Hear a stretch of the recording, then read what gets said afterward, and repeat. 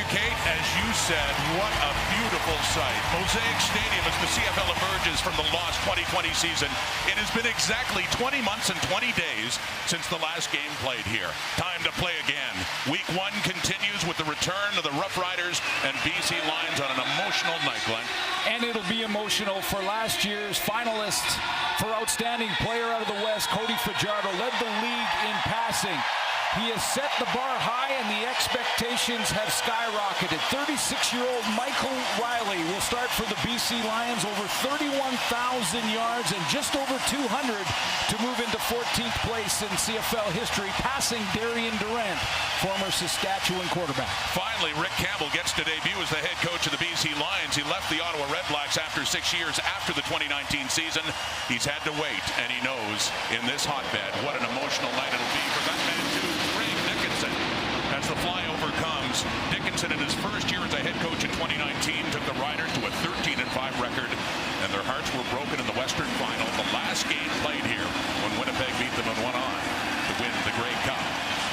Takaro Yamasaki with an historic kickoff, and this leads to the return of the CFL in Saskatchewan. Luchez Purifoy on the return, and he gets decked as he gets up to the 35. Dyshon Davis, the ex-Rider, taking him down. Well, he did it through the air with over 4,000 yards passing in 19. He also did along the ground, leading the Saskatchewan Roughriders to a first-place finish in the West Division. But a play away from a berth to the Grey Cup. Winnipeg won here at Mosaic and moved on to win the championship. So where does Cody Fajardo take his game in year 2 as a full-time starter?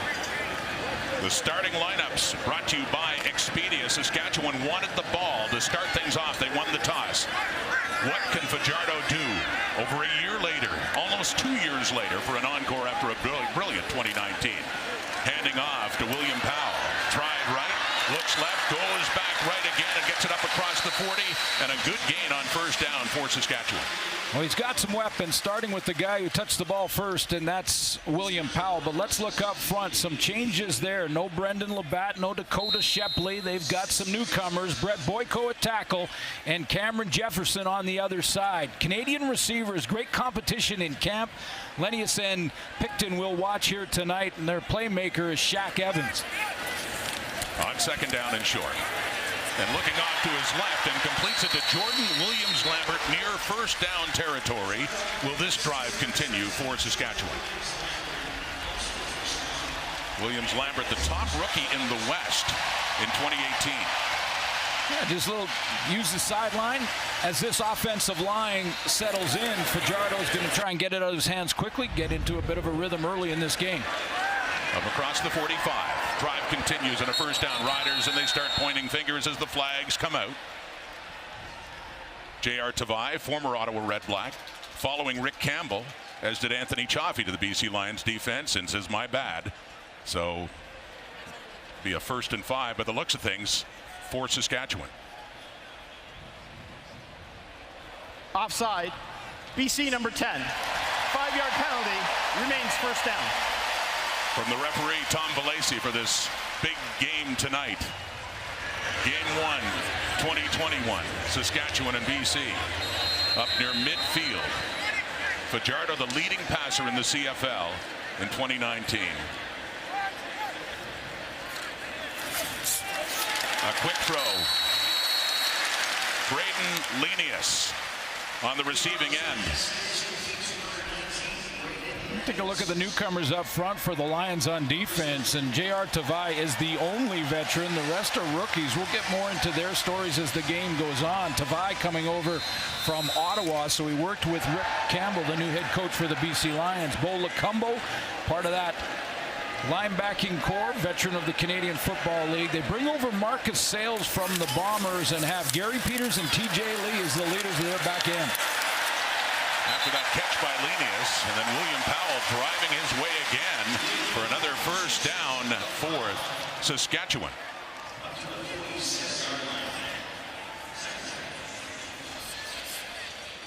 Excuse me, 2nd and 3 on that first down carry by Powell.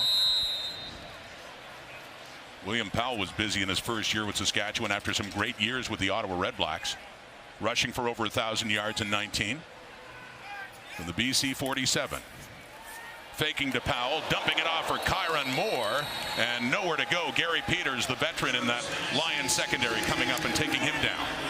Well, he is the veteran. I had a good conversation with TJ Lee, who will be the leader of that group, and they're really going to have to lean on the secondary for the BC Lions early in this season. Get that coverage, give their D-line a chance to get used to the pace of a Canadian Football League game. Guys that have come up from the NFL and from the States, but newcomers to the CFL. 3rd and 2, opening drive, and in BC territory, Fajardo and the Riders are going for it. To throw. And to complete it, too, and a nice catch there by Moore. Taken down quickly on the previous play. Kyron Moore with his 2nd catch in this drive, and the drive does continue for Saskatchewan. Trying to go tempo here, Rod. Quickly on the ball. Riders on the move. Powell again, and driving up to around the 30. So a good start so far for the Saskatchewan offense. Well, 3rd down gamble, and to get Kyron Moore on this out route, you have to have timing on the throw and confidence in your receiver, because if that's thrown a little bit behind him, it's going to the house the other way. Kyron Moore runs it down, and what a catch to lay out and bring that one in on 3rd down to move the chains. Keontae Harden on the coverage there on that Moore catch. A 2nd and 4 now after the Powell carry. A driving offense looking for more, and no. And a flag goes down in the BC secondary as well.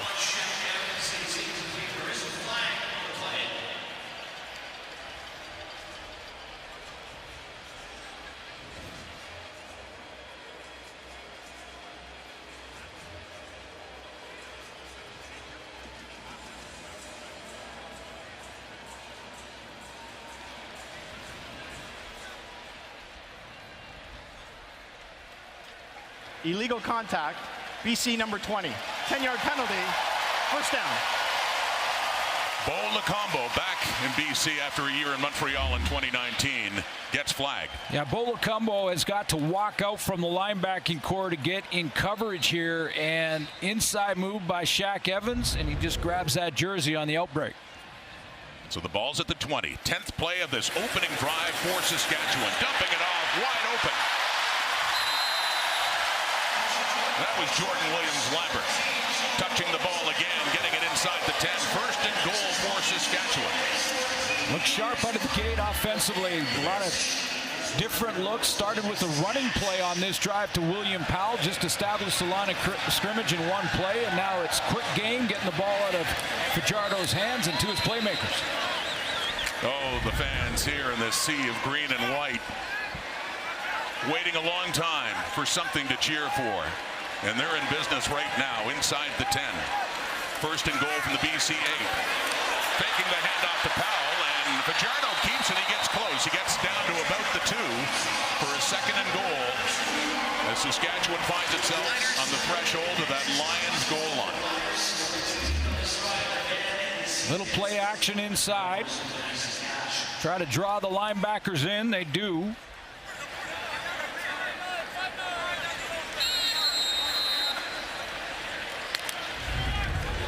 This Lions defense going through a lot of change between the 2019 season and this one. Only 2 regulars back in the secondary, being tested. Right out of the gate, William Powell. Start off 2021 right for the Riders, and a touchdown Saskatchewan.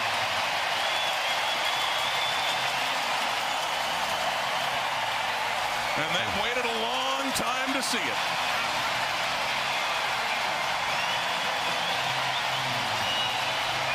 A long time and a lot of dark days for the entire country, and not only our country but around the world. And now they're back. The Sea of Green unite here at Mosaic, and a real sharp drive. Cody Fajardo delivers in drive 1. I don't think he made a mistake in that drive. There was no incompletions, wasn't there? 12 plays, 75 yards, 5 for 5 for Fajardo out of the gate. The only one that hit the turf was a penalty on Bo Lacombo. So 12 plays, 75 yards. And Brett Lowther, they kick the conversion. Another point on the board for Saskatchewan. One possession. A time coming, but they get it done quickly here. And they have the 7-0 lead on Friday Night Football, presented by The Brick on TSN. TSN is proudly presented by The Brick, saving you more. And an early 7-0 lead for Saskatchewan after the touchdown by William Powell. Started the drive and finished it. Play 1 and play 12. Great job by Winnipeg last night. Winnipeg Blue Bombers winning in Game 1 of the comeback season for the Canadian Football League. Congratulations to Bomber fans who filled the stadium. It was an emotional night, and this one's going to be the same, I believe. Brett Lather on the kickoff. Chris Rainey, one of the great return men in the history of the game, back in BC, and taking that return up to the 40-yard line. Michael Riley now getting ready to come out for his first possession since 2019, and the Lions are in an early hole. Friday Night Football, presented by The Brick. Riley would be starting off the opening drive for the BC Lions, but no, it's the rookie, the backup Nathan Rourke. Glenn, talk about being thrown into the fire right away. Canadian quarterback Nathan Rourke played his college ball at Ohio, and Rick Campbell has told me he is very impressed with the young man. He said you have to see it when the lights are on. Now, Mike Riley has had elbow troubles throughout camp. He did warm up today. He was named the starter. This must have been a literal last-second decision to go with Nathan Rourke. And Rourke hands off to James Butler left side. So this is stunning. Riley had said just when we talked to him a couple of days ago, he fully expects to go. Well, they tried to shore up the offensive line that gave up a ton of sacks back in 2019. Riker Matthews comes over from Hamilton. That should really plug that right tackle spot. And then you look at the receivers. Brian Burnham, one of the best in the league. So Nathan Rourke, as said, what a spot for a Canadian quarterback who was a star at Ohio. He was a first-team All-MAC player in 2019. And to Rick Campbell, a lot of confidence. That'll certainly be tested right now on 2nd down and 8. And under some pressure, he gets it off to Lucky Whitehead, who won't get enough for a first down. Catches it, gets up, and out of bounds. But punting situation after that completion by Rourke.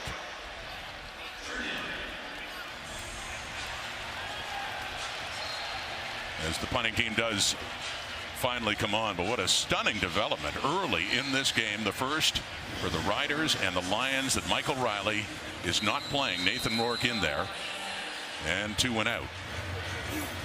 And back is Australian punter Jake Ford, one of the global players on this BC team. Gets it away from inside his 40. Taken there on the return from Marcus Murphy for Saskatchewan. So the Riders drove almost a perfect drive, and they have the ball again here on Friday Night Football, presented by The Brick on TSN. Back at Mosaic, and Cody Fajardo and the Riders have the ball again, and he has a new offensive coordinator to work with this year. More on that from Farhan Lalji. Yeah, Rod, Cody Fajardo was very upset after finally getting a chance to start in 2019 that he wasn't going to get to build on that momentum and get to know that new offensive coordinator. Stephen McAdoo in 2019 kept things very simple for Fajardo, got the ball out of his hands quick, took advantage of his legs, but when you look at Jason Moss, he's a guy that really likes to push the ball down the field. He's got a very thick playbook, but the one thing that impressed Fajardo was that he says Moss isn't married to any plays. If the quarterback doesn't like it, he'll take it out. Now, this offseason, they actually spent a week in a hotel room. They went through every single play that both Edmonton and Saskatchewan ran in 2019 to see what worked for both of them. They also had a chance to meet when Moss went to Baltimore to check in on what the Ravens were doing with Lamar Jackson in the quarterback run game to see what they could implement here with Cody in Saskatchewan. But coming into training camp, they had 400 plays. At the end of training camp, it was 500. They're down to 120 on the call sheet for tonight. William Powell with his 5th carry of the game, and it is another good one. He's getting some space along the ground for Saskatchewan. Led the league in passing, over 600 yards rushing. So there's a lot to work with Jason Moss. And yeah, in our Zoom call with Cody Fajardo this week, he told us that he said he's never, ever in his history, whether it's in college or high school or anywhere, worked with such a complex system. that Jason Moss wants to run. Jason Moss, of course, the former head coach in Edmonton, has worked with a lot of great quarterbacks. Marcus Murphy getting the carry. So not only special teams will be returning the punts, but in there for a carry as well. And talking about Jason Moss, though, and one of the quarterbacks that he worked with was Mike Riley, who's loomed as a bit of a story tonight, hasn't he? By not playing when we expected him to. But Ricky Ray, they're close. They played together, worked together. And Trevor Harris, of course, Henry Burris in Ottawa before he became the head coach in Edmonton. So, well, Fajardo's had to be patient, Rod. J.R. Tavai chasing him down. He gets it away, and he completes it. Nice play, Fajardo, and coming back to the football is Shaq Evans for his first catch in 2021. Get that combination going early and often for the Saskatchewan Roughriders. You got something. This is Fajardo throwing on the run with great accuracy as his receiver times it up and comes back to the football. Right on the sideline, 1 foot inbounds. They continue to move the football. They're up to their own 50 now and a first down. Fajardo and the Riders in control early in this game and up by 7. Look out. Nearly gets hit. Ball coming short. Mitchell picked it. Local product, one of many, gets the catch near midfield. Just in time. Fajardo knew with protection that he can't block them all. So he had Bo Lacumbo coming on this backside blitz, and it's just a timing thing. Could Cody Fajardo get the ball out of his hands before the free man gets to him? He got banged around a little bit, but no sack. Not yet. Well, he said he wants to get hit. We were talking to him a couple of days ago. He can't wait to get that feeling of playing football again. He certainly got it there. And completes another one to Kyron Moore. So this is some brilliant, sharp work indeed by Fajardo and the Saskatchewan Roughriders into BC territory and another first down. Yeah, I was mentioning the patience that Fajardo has had to have throughout his career. I mean, he started in Toronto. He worked behind Ricky Ray. He got to the BC Lions. He worked behind Travis Lulay. 2 great guys to learn with, by the way. To have those 2 guys as mentors is pretty important.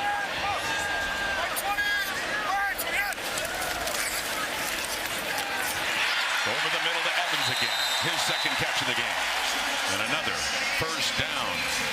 They're moving the ball at will right now to follow up on what you were saying about Fajardo, that he almost wanted to quit. He didn't think he was getting the chances and said to Mark Trestman once in Toronto when Jeff Matthews got to start ahead of him, how do you expect me to learn anything or get experience if you won't play me? So he finally got that opportunity in Saskatchewan in 2019. First down, 35. Game 1, week 1, 2021. And Saskatchewan is looking very good that time. Things break down a bit, but still a couple of yards picked up on the ground for Cody Fajardo. So we're seeing different formations from Jason Moss. That was bunch formation into the short side of the field with 3 receivers in that bunch look, with option for Fajardo to either give it to Powell, run it himself, or throw the quick screen. An example of what Farhan was talking about on the sideline. There's lots of options and lots of plays in this playbook. 2nd and 7. Under pressure. And Kamalo nearly got him. Ufamba Kamalo, one of the newcomers up front for BC, but couldn't quite get to him. And another first down as a result from Cody Fajardo, doing it that time with his legs, and he's 9 for 9 throwing the football. University of Miami is where Kamalo played, and he just can't get there. You wonder with the newcomers, it doesn't matter what position, the newcomers in the CFL, no matter how much football you played or what leagues you played in, that 20-second clock catches you really early. You got to get your second win as fast as you can, and Fajardo just outruns the big man. 3 out of the 4 new to this league up front for BC. Only J.R. Tavai is back. And quick one to Evans again, so down near the 10. Wow. The Riders have just put on a clinic so far offensively. Yeah, they really are. I mean, they've got BC talking to each other on defense, trying to make some adjustments. Right now, Cody Fajardo is working the offense really like mid-season form.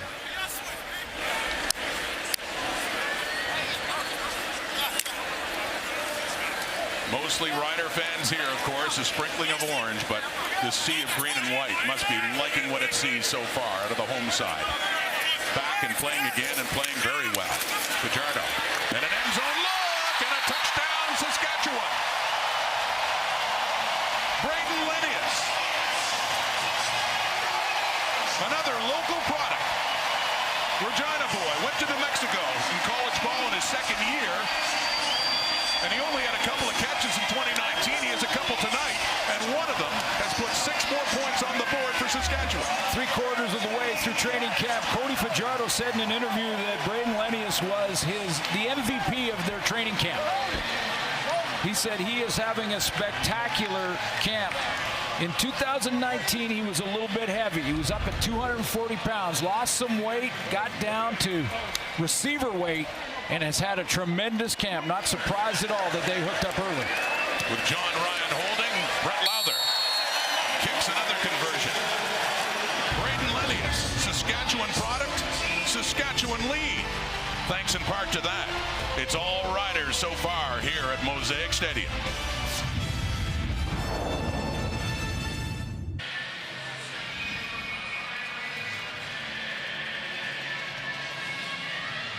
Our winner, Paul Rempel from Chilliwack, BC. Save on Foods $1 million touchdown to win.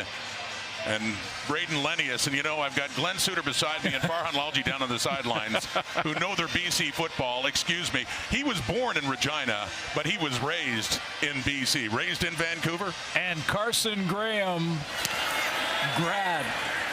That is high school with a football program.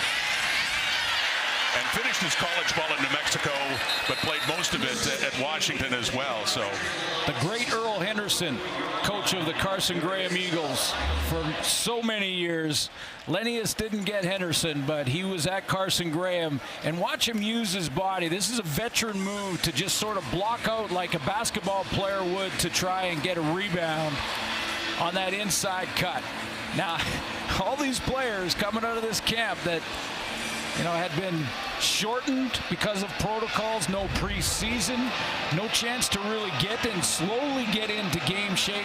You're just starting in the regular season, and they're all excited about it, as we all are, but it also is going to get them. BC number 92, spearing. Half the distance to the goal. First down. They're going to have to get their second wins here. That's Josh Banks. Called on the spurring penalty, so it goes from bad to worse right now for BC. Push further back to start this second drive, now at the 14.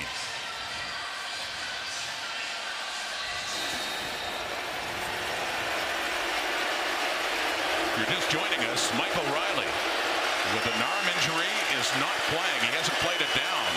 The backup rookie Canadian quarterback Nathan Rourke out of the University of Ohio is at quarterback for the Lions, and that one goes incomplete, intended for Lucky Whitehead as we look at the Saskatchewan starting defense. Well, they're veterans in the back end. That was a great play by Nick Marshall. And up front, A.C. Leonard and Micah Johnson back with the Saskatchewan Roughriders, two newcomers in Garrett Marino and Keon Adams. We'll watch them as the game goes on, see how they do in their first CFL games. And you look back in the linebacking core, no Moncrief, no Solly, no Judge. It's Dion Lacey, Hendy, and Micah Tights. And there's your veteran secondary led by Nick Marshall and Ed Gainey. Nathan Rourke thrown right into the pressure cooker. And that one is batted away. Mike Adam was there. Well, yeah, you know, Rod, that Saskatchewan now with Nathan Rourke starting. A.C. Leonard there as well, with the Riders bringing the pressure. They're going to send the house. I mean, they're going to test this young quarterback and see if he can handle the pressure. Now, in our call and talk with Rick Campbell, head coach of the Lions, boy, he liked the composure of Nathan Rourke in the work week. Real consistent, real level-headed, even-keeled. He's going to need it tonight. Jake Ford with the punt, and it's a good one. Marcus Murphy chased back inside the Saskatchewan 45, but once again, because of where they were kicking from, it is great field position with the Riders leading by 14 and in business up near midfield. Well, CFL opening weekend coverage continues tomorrow with a showdown between the Argos. All the changes they've made, especially on defense, receivers too, against the Calgary Stampeders. Catch the action 7 Eastern, 4 Pacific only on TSN. But the story here between the Lions and Riders is no Mike Riley and a dominant Saskatchewan offense. And the defense hasn't been too bad either. BC hasn't been able to get anything going right now. William Powell on that carry up near midfield. Well, every Saskatchewan drive, they're starting with a running play to William Powell, and he's getting a nice chunk. So it puts Cody Fajardo in a real manageable second down situation and opens the playbook right up. That keeps the BC Lions a little bit on their heels defensively. 2 possessions, 2 touchdowns, possession number 3. Late in the first quarter, and another completion to Kyron Moore. He's had a night so far. Up near first down territory again on the BC side, about the 50-yard line. I'll expect Kyron Moore to be the utility knife for Cody Fajardo. He's going to be the Swiss Army knife, used in a lot of different ways, probably in the return game on special teams as well. Second and just inches, or third, I should say, and looks like they do indeed have it. As quarter time comes to an end. Saskatchewan fans waited a long time, and this so far has been worth the wait. It is all Riders, 15 minutes through. Edition 1 2021, Friday Night Football, presented by The Brick on TSN. First quarter stats, top heavy for the home side. The Saskatchewan Roughriders dominating, up 14-0. They've run 25 plays, Glenn, and BC only 4. Yeah, no first downs for Nathan Rourke, surprise starter for the BC Lions. But boy, Cody Fajardo has looked outstanding. Farhan talked about Jason Moss's system. It's complicated. Fajardo confirmed that with us this week. He said he's trying to master this system. Boy, he looks sharp out of the gate in all of these drives, getting some success on first down with the run game and William Powell, and then using all of his weapons. Braden Lenius getting involved with a touchdown to start his campaign 2021. Well, it really is the perfect storm, isn't it? Because not only do you have Riley not playing and the rookie Nathan Rourke being thrown into it, that defense is largely new and taking a while to gel. And really being tested early on now as the second quarter begins in a 1st and 10. On the BC side of things. And Mitchell Picton has the catch. Thought he might go out of bounds, but he stayed in and he kept going. And another big first down as the Riders are pouring it on. Mitchell Picton is starting at that wide side wide receiver route. When we talked to Craig Dickinson, head coach for the Saskatchewan Roughriders, he told us the competition with the Canadian receivers was as good as he's seen it in a lot of camps. And he thought that this could be the start of another Canadian Air Force situation with the Canadian content at the receiver position for the Saskatchewan Roughriders this year. Picton having a great camp. Lenius, draft pick Terrell Jana as well. Kyron Moore. And more is the operative word when you're talking about the Saskatchewan offense. Down to the 10. Mitchell Picton, the U of R, has had a tremendous camp. And he has really pushed Lenius. In fact, both of them getting a chance to start, and they're playing with that one extra Canadian, as Farhan mentioned off the top. But Terrell Jana, their second-round pick in the 21 draft, real excited with his upside. Lenius with a touchdown already tonight. You remember the Canadian Air Force? Absolutely. Getzlaff, Bagg, Rob Bagg, Claremont, Jason Claremont, Fantus. Well. Andy Fantus too. There you go. What a receiving corps. Great Canadian receivers. And that is Fajardo, and even though I jumped the gun talking about Braden Lenius being from Regina, born here but raised in Vancouver, Mitchell Picton's more of a local product and did play for the Rams, so they do have a lot of local content on their team. Their offensive line for the 5 starting tonight for Saskatchewan, from Saskatchewan. Evan Johnson, one of them from the University of Saskatchewan. coming over from the Ottawa Red Blacks. That's right. Brett Boyko was with BC last year, now coming home. Dan Clark, of course, at center. Logan Furland, left guard. End zone, touchdown, Saskatchewan again, and it is Kyron Moore.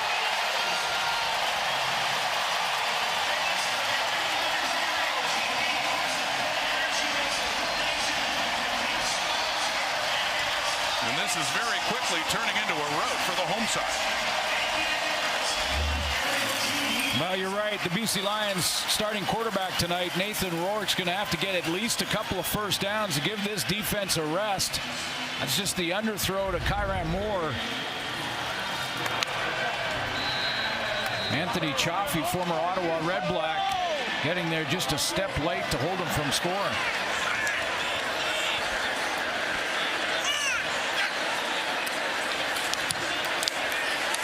Lowther, 3 for 3 in the point after department.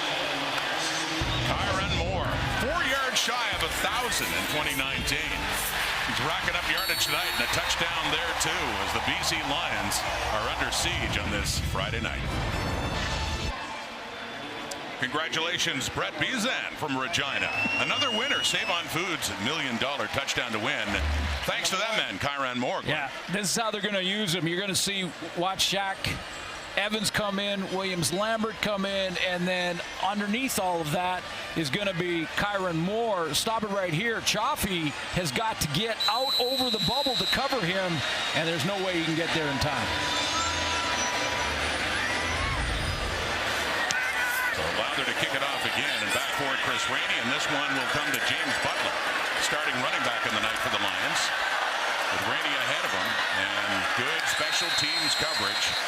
Gary Johnson Jr. coming down to take Butler down, but everything has been on for the green and white tonight as Nathan Rourke comes out again.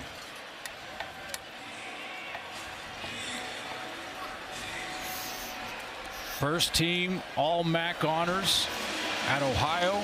And when I asked Rick Campbell about Nathan Rourke's camp, he said, go back. We should all go back and look at his college video. I mean, he very productive at Ohio, was a MVP of a bowl game. But just a real tough turn of events because it throws Nathan Rourke right into the fire. I mean, if you go back a couple of years, you remember when John Jennings and Travis Lulay for the BC Lions, they weren't sure who to start. Jennings was having some confidence issues. Lulay was nicked up and banged up. They put Jennings in at a young age, and he threw like 4 picks, and it affected him for most of that year. And that's the concern when you're starting a young guy like Nathan Rourke. That he's in a hostile environment right now. The noise is really picking up here, but you're right. Can you imagine anything more hostile? Week 1 in Saskatchewan, and it is picked off by Nick Marshall. And into the end zone, Marshall goes. So just like that, put another touchdown on the board for Saskatchewan.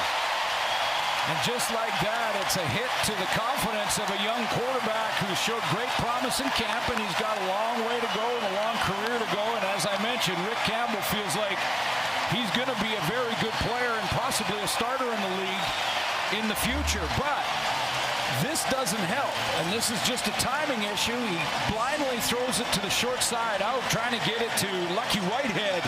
And Nick Marshall, you better be on time with the throw to Nick Marshall's area.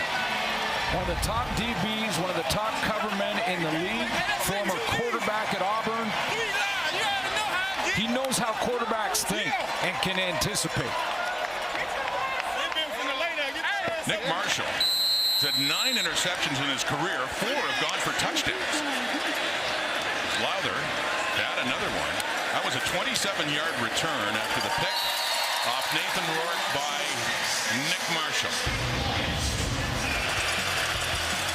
What a spot for the rookie QB to be put in. And the Riders have not been kind. Complete and utter dominance in Saskatchewan on opening night.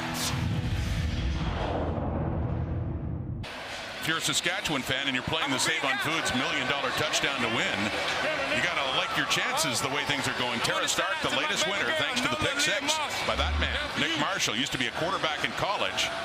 Got some good hands, too. He's shown that as a covered guy, and as mentioned, just about half of his interceptions in his career have gone for touchdowns.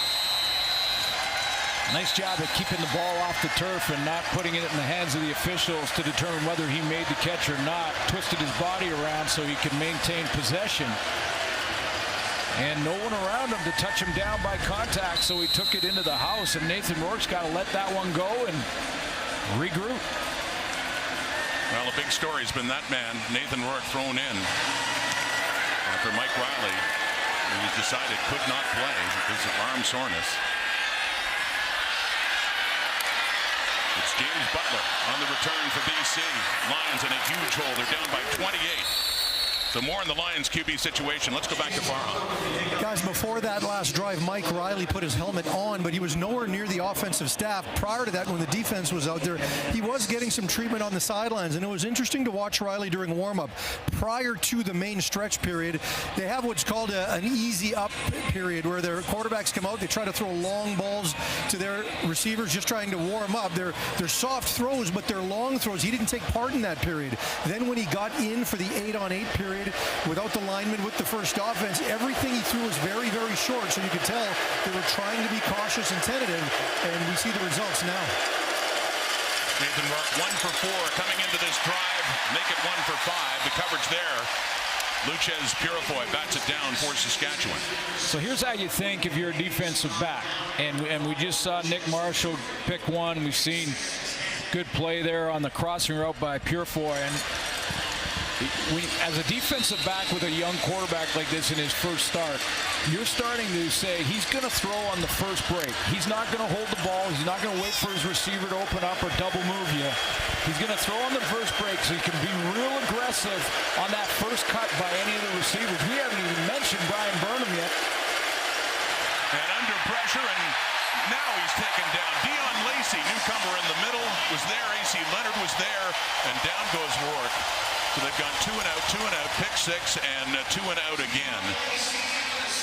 And what an indoctrination in his CFL debut for Nathan Rourke in that BC offense.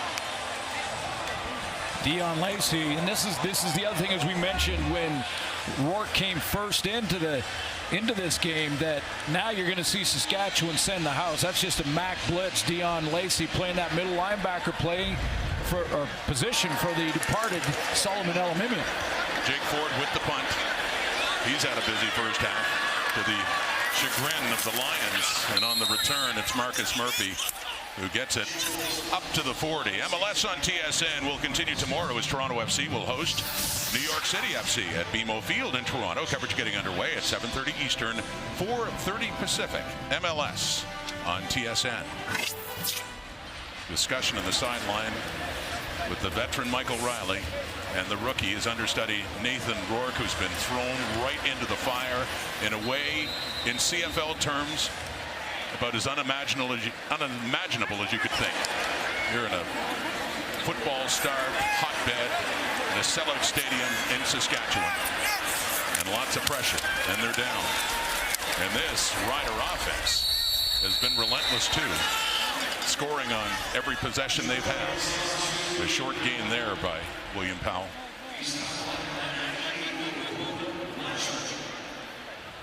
Yeah, the offense for Saskatchewan looks sharp, and that has nothing to do with Nathan Rourke. I mean, although this defense now already is fatigued because those long drives that Fajardo puts together start to wear you down, and you're just a step behind.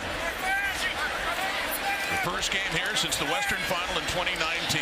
The Riders were the first place team. The Bombers came in as a slight underdog, and they beat them. And a dramatic finish, too. Great goal line stand for Winnipeg. And the final pass in the final play, Cody Fajardo hit the upright, the crossbar, excuse me, and they lost by a touchdown in their chance to get to the Grey Cup. Did Cody Fajardo hit his hand there? As he came away from that throw, looked like he was shaking his right hand a little bit. No, he's fine. But it does allow us to bring up the subject of the backup, Isaac Harker. Paxton Lynch, former NFL quarterback with Denver in camp, and is the number 3. That decision had to be made. Who will back up Cody Fajardo? And given the lead right now, that may yet be a topic for discussion later on in the second half if this continues the way it is. And the punt by John Ryan. We finally see John Ryan punt a football, and there's the master of the returns, Chris Rainey. And Keenan LaFrance, special teams, brings him down with Micah Tights as well. All Saskatchewan at Mosaic. Another interesting aspect of Nathan Rourke and his start is that he is a Canadian growing up in Oakville, Ontario. The last Canadian to start for the BC Lions was Julio Caravetta up in the booth right beside us, Rod. Back in 1996, Damon Allen got hurt. Julio Caravetta, who is the radio color man now for the Lions, and it was the last time a Canadian quarterback started for BC. Nathan Rourke got it tonight. And a tough situation for Rourke to be put into. As mentioned before, though, Rick Campbell really liked the confidence of the young man. And given a chance, this is a pretty difficult one to be in. That's what Michael Riley had to say about his understudy, Nathan Rourke. It's rare that you get a young guy that comes in and he's as polished, I guess, I would say, as Nathan is. I do believe that he's been coached very well in the past. His mechanics are good and all that kind of stuff, but a lot of guys come in with good mechanics, throw a great football, throw a very, accurate ball. But then once they get behind the O-line and they start taking snaps, all that stuff kind of goes out the window because their mind's racing too fast, trying to figure out what they're seeing or what the progression is of the play and all that kind of stuff. But for the most part, he's been really, really solid. Procedure, BC number 67. 5-yard penalty, repeat second down. Hunter Stewart flagged for that one, so he pushed back to a 2nd and 13 now. But interesting what Michael Riley had to say about the young man who I'm sure they were hoping to introduce him to this league under different circumstances than this. Absolutely. I mean, the first winner of the John Cornish Trophy, top Canadian football player in the NCAA back in 2017. And you heard Riley talk about how impressive he's been in camp. But man, is it a different story when the lights are on and you're playing at the next level, grown men coming after you. And, oh, by the way, you're in a sold-out Mosaic Stadium, which makes it a little tough to get the signals called and the ball snapped. Well, you're not kidding. And we saw movement from Garrett Marino of Saskatchewan, but it looks like it's going against BC again. They're still pointing in each direction. No? We get that 5 yards back. Offside, Saskatchewan number 92. 5-yard penalty, remains second down. So it goes back to 2nd and 8, but still no first downs on the night for Rourke and that BC offense. Tough night, down by 28. On the Canadian college draft, you usually, you're looking at offensive linemen. We've seen a lot of receivers come out of late as U Sports. Boy, they come out pro ready more and more every year. He's a 2nd round pick, Rourke. Whistled down again.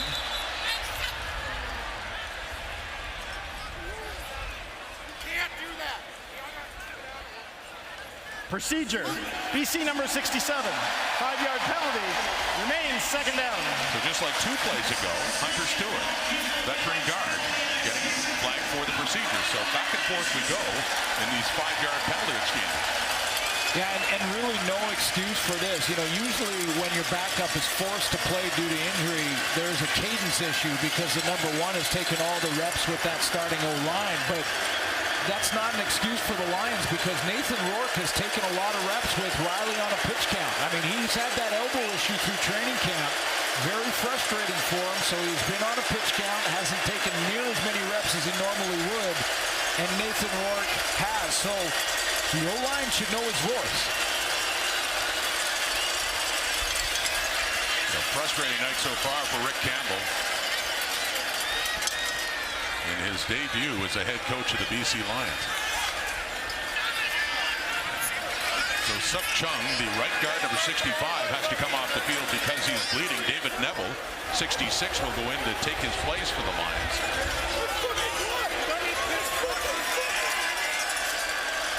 And Chung is furious. He's not happy. He's just leaking a little bit, and he's saying, hey, who cares? I want to stay out there. This is just safety protocols for all the players around him as well. So he has to go off, but he's not happy about it. Boy, this old line has taken all the stuff that's been talked about him for over 600 days very personally. Now they've got a young guy behind him. They got to even take it up another notch. Jung could only play in 8 games. He was hurt much of 2019. And a quick toss there to Brian Burnham. And up over the 35. Not enough for a first down, though, and once again, the Lions will be punting.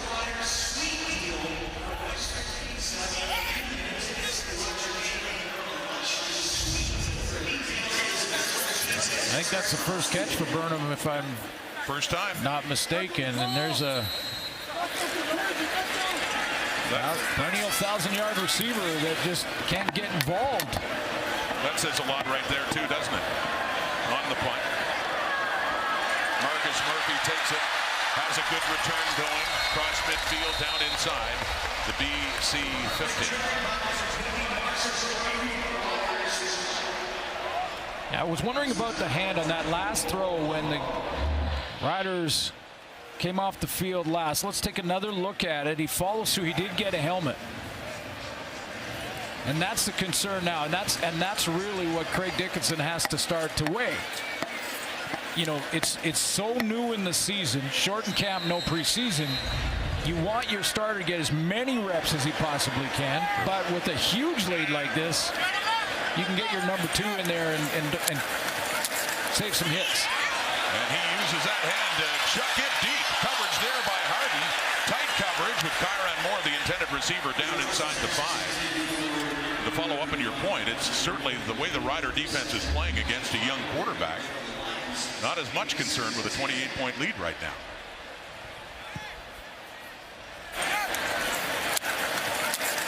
Just straight go route for Kyron Moore, testing the young DB. 24-year-old Keontae Harden. Well, I'm going to enjoy calling his name this year because that's one of my favorites. Like a nice Keontae, do you? Yes, I do.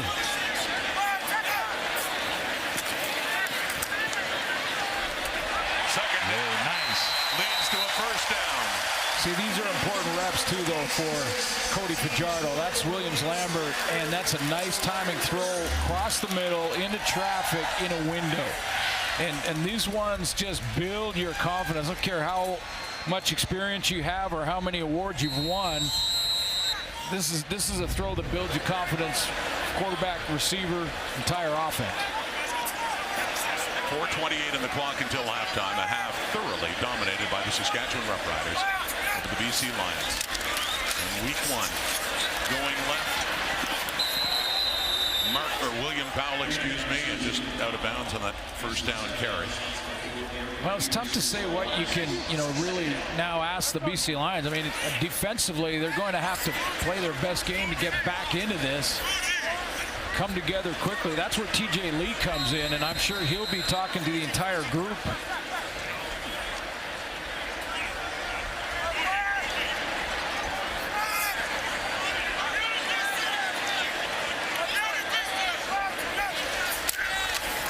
On second down, swinging it out, it falls incomplete. Intended for Powell there. So the last time they had the ball, they had to punt for the first time in the game, and this time the drive does stall in field goal range for Brett Lowther.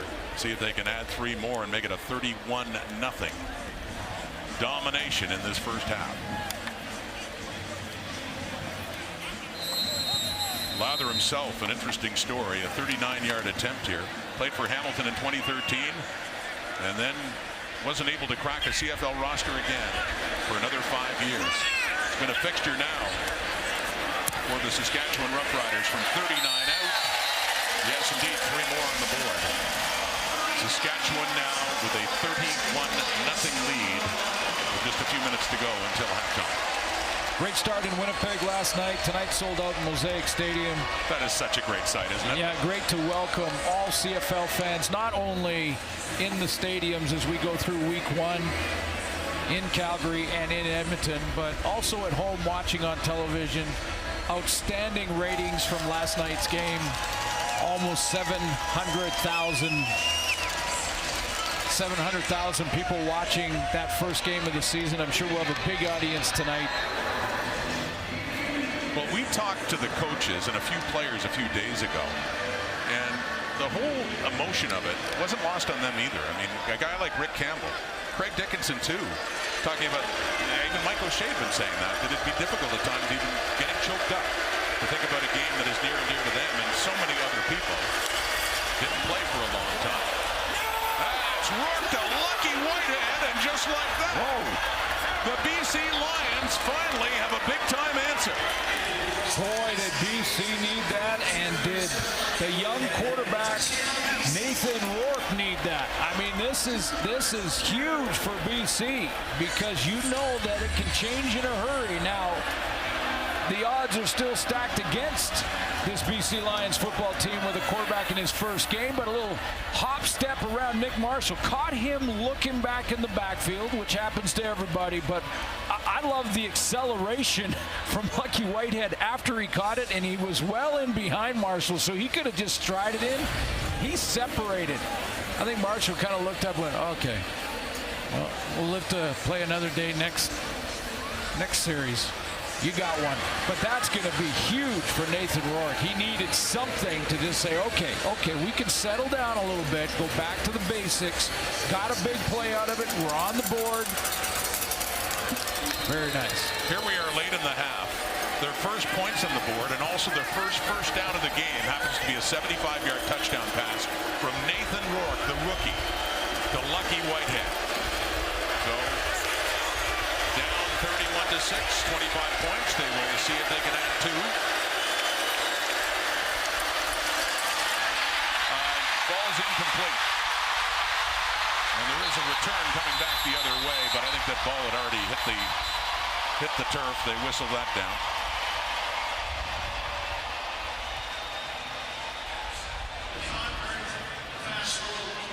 So that is the 3-minute warning.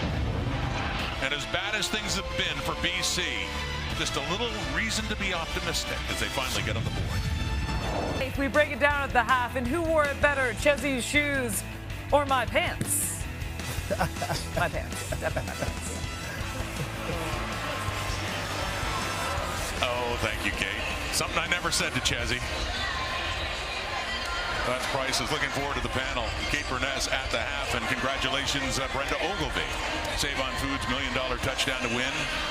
And Lucky Whitehead, the first points on the board for the BC Lions. So a little bit of life, as Kate said. Marcus Murphy back there for Saskatchewan on that kickoff. Rod, remember when I was talking about what DBs are thinking when you get a young quarterback in there in his first start? They're thinking of jumping that first cut, and they're trying to cheat a little bit because you can really pad your stats. Let's go back to it. Whitehead down the sideline, but watch Nick Marshall here just cheating, looking back at the quarterback on this double move. It's not really even a double move, it's a hop. Stop it there. See, he is looking back to see if the ball is being thrown now so he can get his second of the game. Meanwhile, Lucky Whitehead saying, I'm gone. I'm taking off, and he accelerates to the end zone. So the veteran corner thought he could get a second in the first half, and cheated and lost there. Rolled the dice and lost. First 4 possessions for Saskatchewan. Well, they did it the first 3, and they had the pick 6 as well. All touchdowns. The last 2 possessions, they had a punt, and then they ended up kicking a field goal. So as dominant as they are, slowing down a little bit. One of the touchdowns, Braden Lenius, and he's on the receiving end of that one for a gain of 9. So 2nd and 1, and they're in tempo right now. 2:33 on the clock until halftime. Handing off to William Powell on 2nd and long, and gets driven back. So is this Lions defense starting to get fired up now? It's Kamalu, Ufamba Kamalu on the tackle there, William Powell. Yeah, two things. One is Nathan Rourke just got a confidence boost that he really needed on that long throw. 2, the defense feels it too. It trickles through the entire team when your quarterback makes it happen, and you see the big play, and you see that he's capable of it, and it gives you a little bit of hope, and then you go out and you jam the run. Timeout, Saskatchewan. That's why this game is the ultimate team game. Absolutely, and the Riders do call a timeout on a 3rd and 2 situation as they look to add to their lead, keep a drive going. About 2.5 minutes to go until halftime. Half that, for the most part, has been just so thoroughly belonging to the home side in green and white.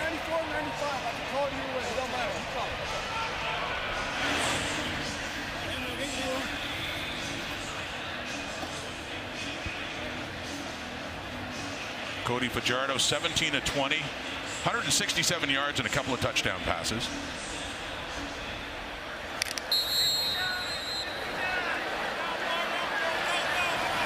So 3rd and 2. If they don't get this first down, the BC have a chance to inch a little bit closer. They are in Saskatchewan territory.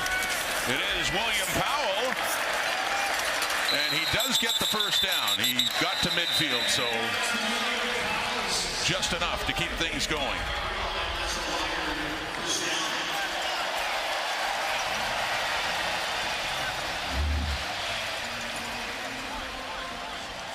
You expect in the second half, William Powell, maybe Keenan LaFrance, getting a lot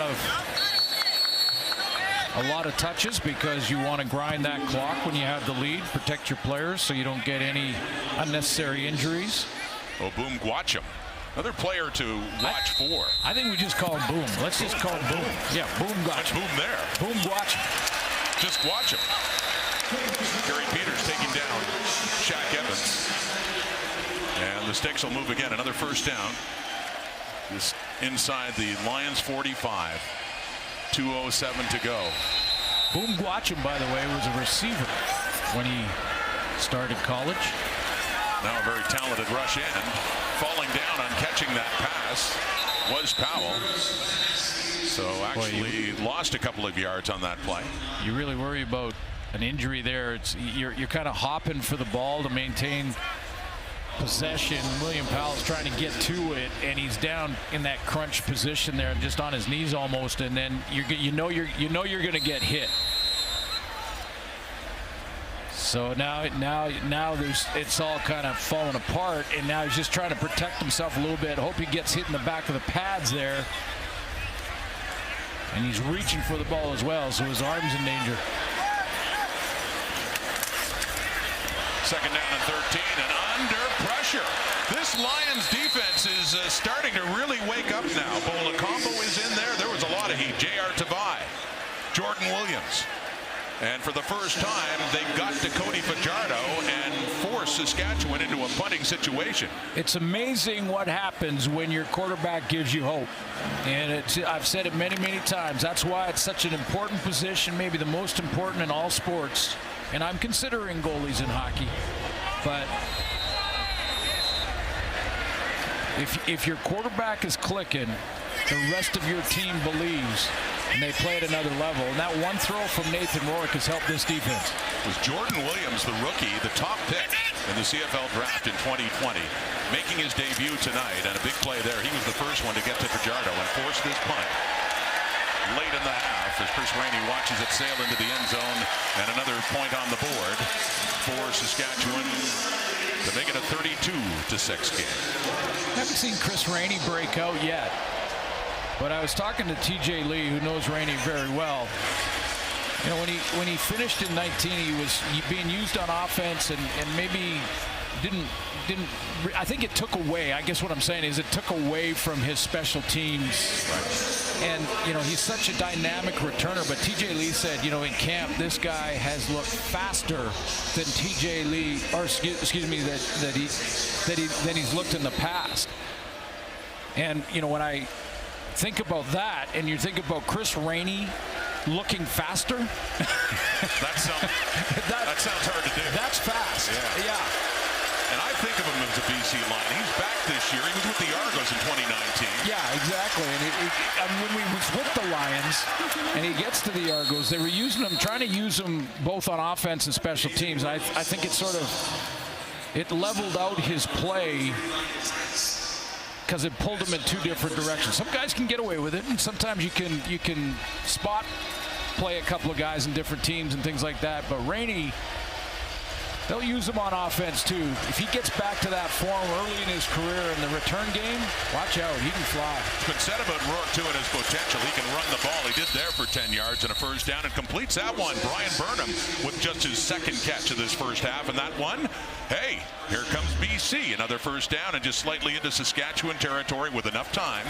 47 seconds on the clock to at least get in to field goal position. Get this game a little bit closer. Lions are down big time, but they are starting to wake up on both sides of the ball. Rourke. Dominic Rhymes, his first catch as a BC Lion, former Ottawa Red Black.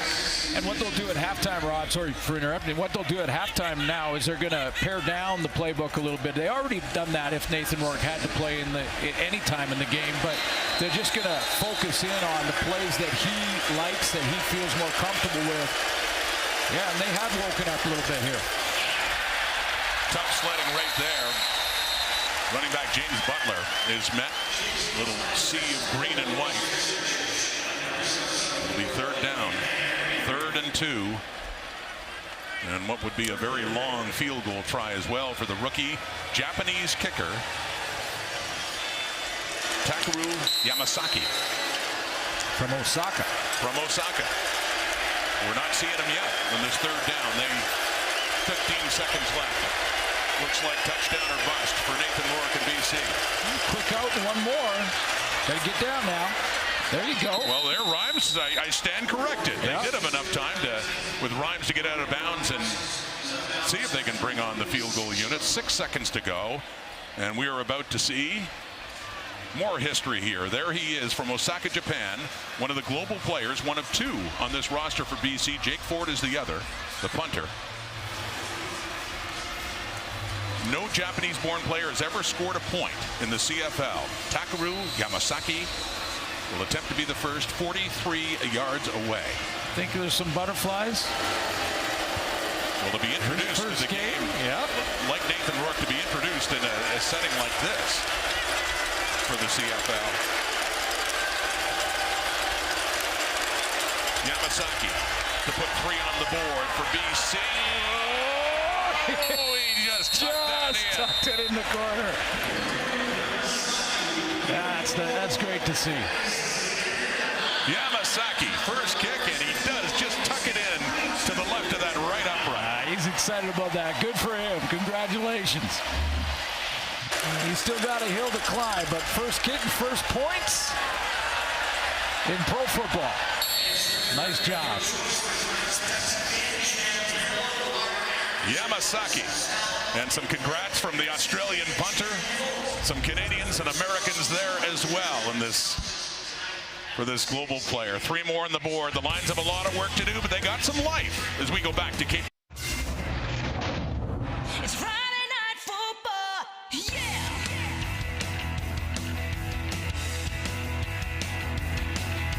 Boys are all here gonna put on a show.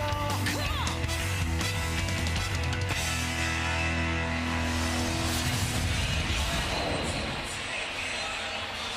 Rick Campbell's Lions fell behind 28-0. It is now 32-9 Saskatchewan at the half. Here is the head coach of BC with Farhan Lalji.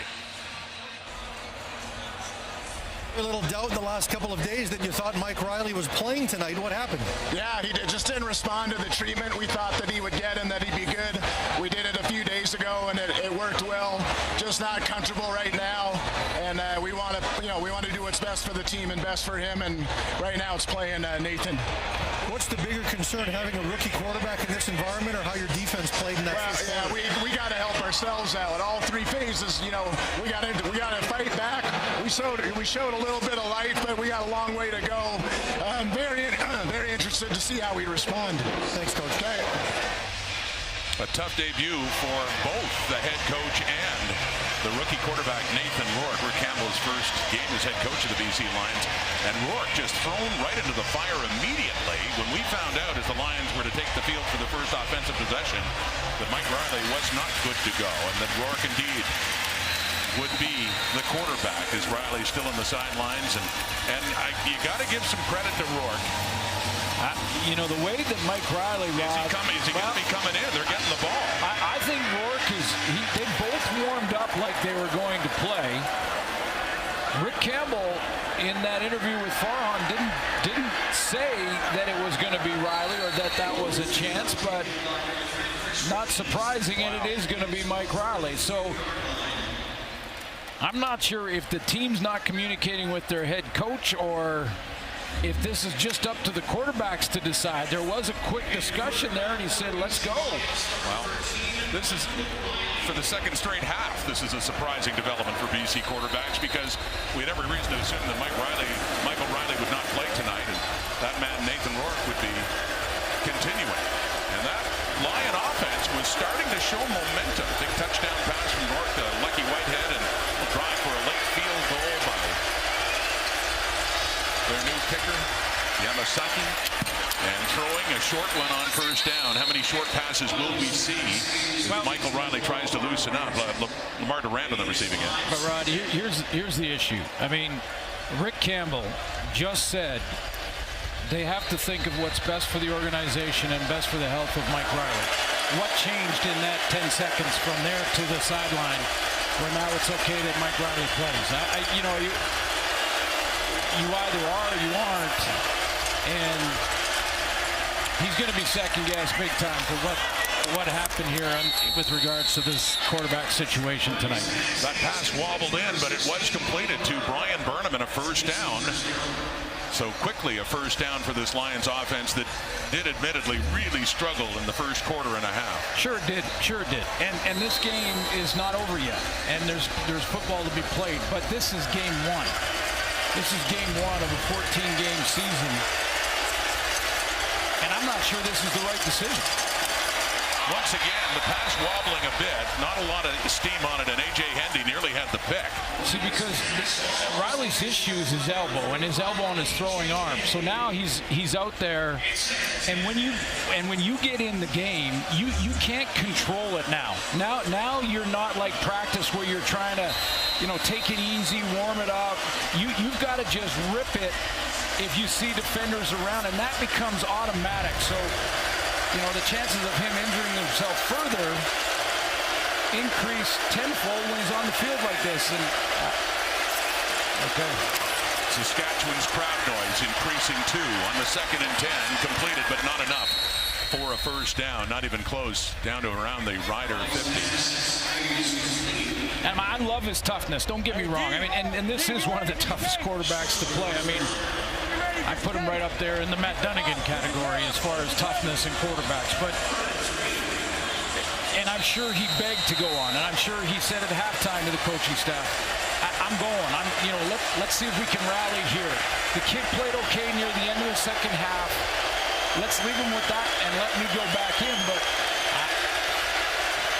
well, they got closer to the first down at 3rd and 2, and there is movement and flags coming out with the Riders crossing the line in a scrimmage. A.C. Leonard, Luchez Purifoy. Offside. Saskatchewan number 6. 5-yard penalty results in a first down. And so the drive does continue for Michael Riley and the BC Lions. A surprise to start this second half. The surprise in the first half, of course, was that he wasn't going to play, and now he is. And he's got something going, admittedly, and BC carrying some momentum from late in the first half, getting 9 points on the board, down 32-9. Let's see. Riley to throw again, under pressure, and down he goes. Riley is sacked. Taken down by Garrett Marino, one of the newcomers on that Saskatchewan defense. Garrett Marino playing right over the center, just bull rushes his way to his first sack. Talked to Micah Johnson about Marino during the week, and I loved what he said. He reminds me of me. If he's anything like Micah Johnson, even close to Micah Johnson, they've got a good one. They've got a keeper. Let me tell you about his pro day at the University of Alabama, Birmingham in a second here. Riley dumps it off. That's James Butler, and a good gain after the catch down inside the 30. So it continues for BC. Garrett Marino at his pro day in 2020 at UAB did the 225 bench press. He repped it 41 times, and he ran a 4.8940, and he's not exactly a small guy. He weighs 290. He's gonna have to run fast to catch James Butler.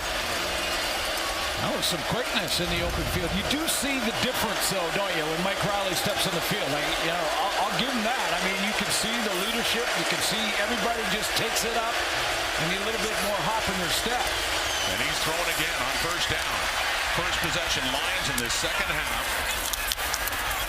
And another short pass completed again.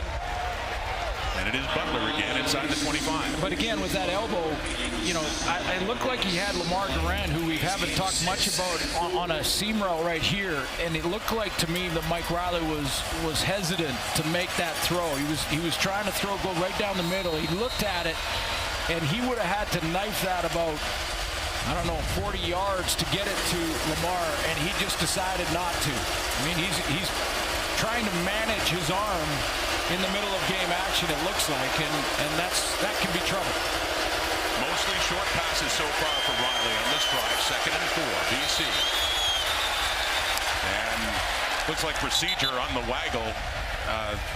Lions receivers going early, and they blow that one dead against BC. Offside. BC number 16. 5-yard penalty. Remains 2nd down. I think you chalk that one up to a sold-out stadium. They amped it up there. The volume got turned up, and I just think Burnham might have missed the count. Clearly over the line of scrimmage before the snap of the football. So when you play here, when you play in Winnipeg, the opposing team's going to get 2 or 3 of those every game. You just might as well count on it. You just hope they're not at the wrong time when you throw a touchdown pass. But still, the Lions are in scoring range to start the second half. 10th play of the drive. BC, Riley under pressure again, and that one wobbles away to Dominic Rhymes on the far side of the field and down inside of the 25. Not enough for a first down. 2nd and... Yeah, Mike Riley is having problems in that. When you see that throw and that release, and watch the wobble, and then he takes that hit right underneath the elbow. I mean, Mac Henry, again, another guy who's had a real good camp. Got him right in the ribs. 31-yard try now for Takaru Namasaki. First Japanese-born player to score a point in the CFL in the history of the game. That was in the first half. He does score a point there, but just the one on the missed field goal. So basically comes for naught. It's 32-10, still Saskatchewan in front. Cody Fajardo emerged as the leading passer in the CFL. What's he doing for an encore? Suits, not bad so far. Not bad. First half, 19 of 22, 175, 2 touchdowns, one to Braden Lennius, the new Canadian receiver. Well, not completely new to the team, but in a prominent starting role this year in 2021. And, you know, I thought the numbers were bigger. I thought he had more than 175 in the first half, but it was precision in the passing game. They scored touchdowns in their first 3 possessions, then added a pick 6, led 28-0. Now 32-10 after the missed field goal single for BC after an impressive drive led by Mike Riley coming in to start the second half. That's Marcus Sales in on the tackle, and a loss of about a yard for Saskatchewan on that play. Marcus Sales in there at free safety, and I'm always interested to watch guys that have played. It's kind of like Coach Orlando Steinauer in Hamilton. He, you know, the head coach now, but when he was a player, he started as a corner. He played some halfback, played some dime, and then he kind of migrated to safety. And when he was at safety, all of that skill set came together. On the 4-man rush, getting it away to Jordan Williams-Lambert. The second half possession for the Riders, still very much in control, but not enough. Quite enough for a first down. About 3rd and 1, getting closer to midfield, up around the 45 as they do come off. And the punting team will come on, and John Ryan, who had a pretty quiet time, 1 punt in the first half. The veteran from Regina, played for the Rams, started his CFL career in Winnipeg before a long NFL career with Green Bay and then Seattle, and then finishing up that career at age 39 and still said to be in great shape. Standing back to punt for the second time in this night, John Ryan at his 30. So Riley and the Lions to get the ball back here in the second half, down by 22 points. Chris Rainey taking it. Flag down on the return. And inside the 35. Mike Riley started the second half, didn't play at all in the first. This is Friday Night Football, presented by The Brick. Mike Riley led a good drive in his first playing time in this game. Nathan Rourke, the rookie, had played the entire first half because of Riley's sore arm, but has decided to give it a go. The last drive only led to a single. So good field position to start, just inside their 50. You can see that ball hang up. Yeah, he doesn't and he have still completes it to Dominic Rhymes, but there's not a lot of zip on those Mike Riley passes, and that was really the longest one, easily the longest one he's tried to throw tonight, Glenn. No, this is, I mean, Dominic Rhymes, he comes back and makes a play downfield, but that's Riley tried to get it on the deep corner route, and he was way short. He tried to muscle that. This is, I don't know. Does make you wonder, but they, for now anyway, on a 31-yard gain, get it down to the 30. Riley's still in there. And handing off this time, and that's going nowhere.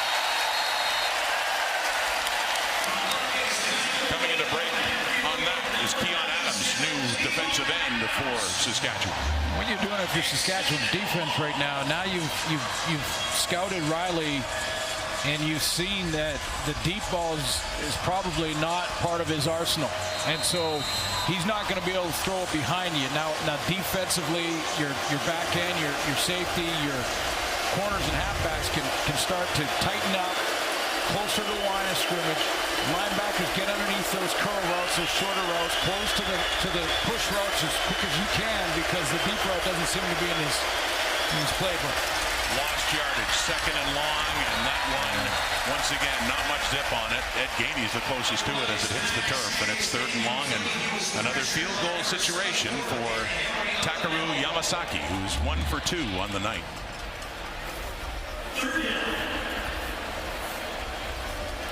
Boy, McHenry put a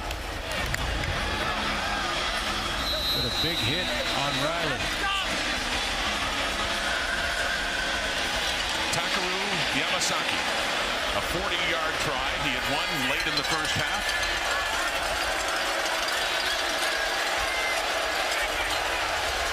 From Osaka, Japan, global player for BC.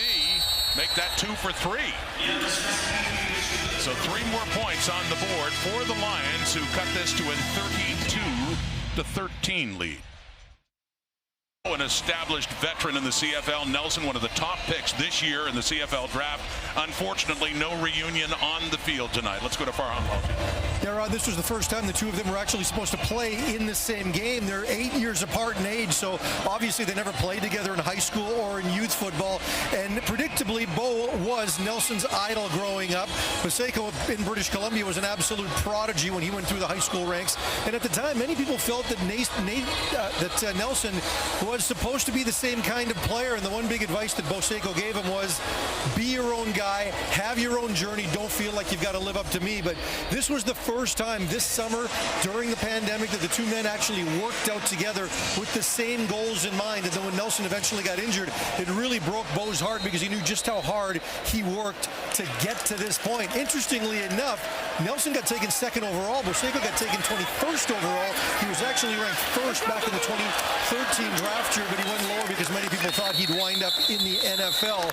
So two men who really support each other very well, and Bo can't wait to work together again in the offseason as Nelson gets ready for year number 2. It's quite a story, Farhan. Thank you. And yes, and just bizarre as well, Suits, at the start, just before training camp, that 4 players suffered Achilles injuries, including Nelson Lacombo, so unfortunately putting a wrench in the plans for his rookie year.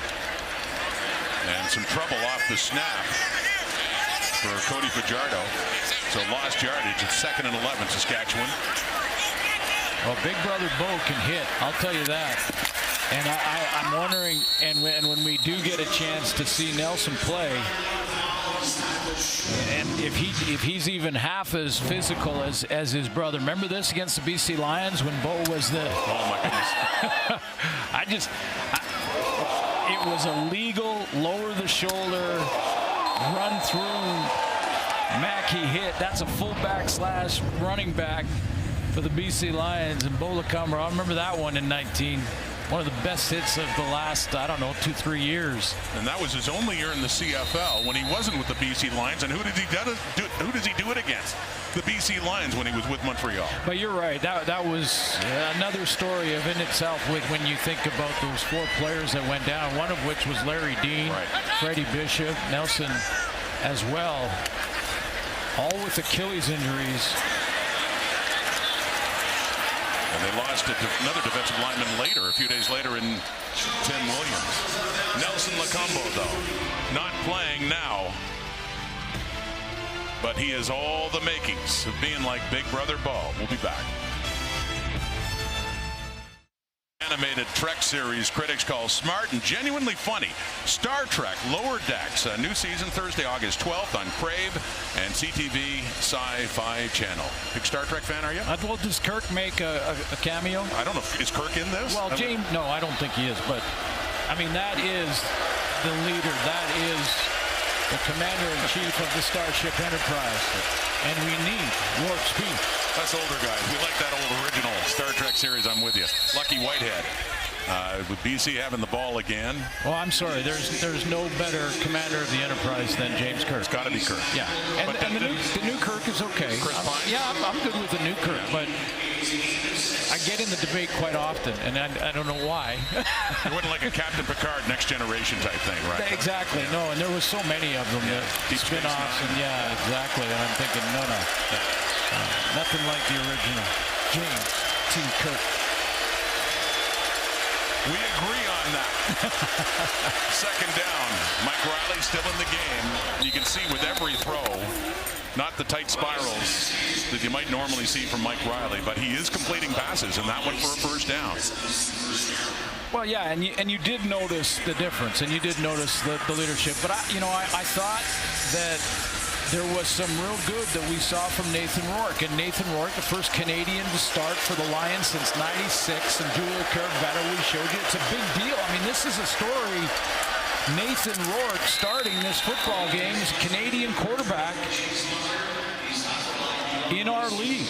And he struggled at times, definitely, but he did not look intimidated. No, he didn't. And that's what I mean. He had bounced back from it. And everything I heard about training camp with him and what we heard from Mike Riley on the telecast was that he does have that great composure well beyond his years. I mean, let me show you what happened to him. So he walks out. He's a late starter. He had to have been told at some point that it was possible, but so he's preparing himself. His eyes probably big as a deer in the headlights. He gets in there and he throws a pick.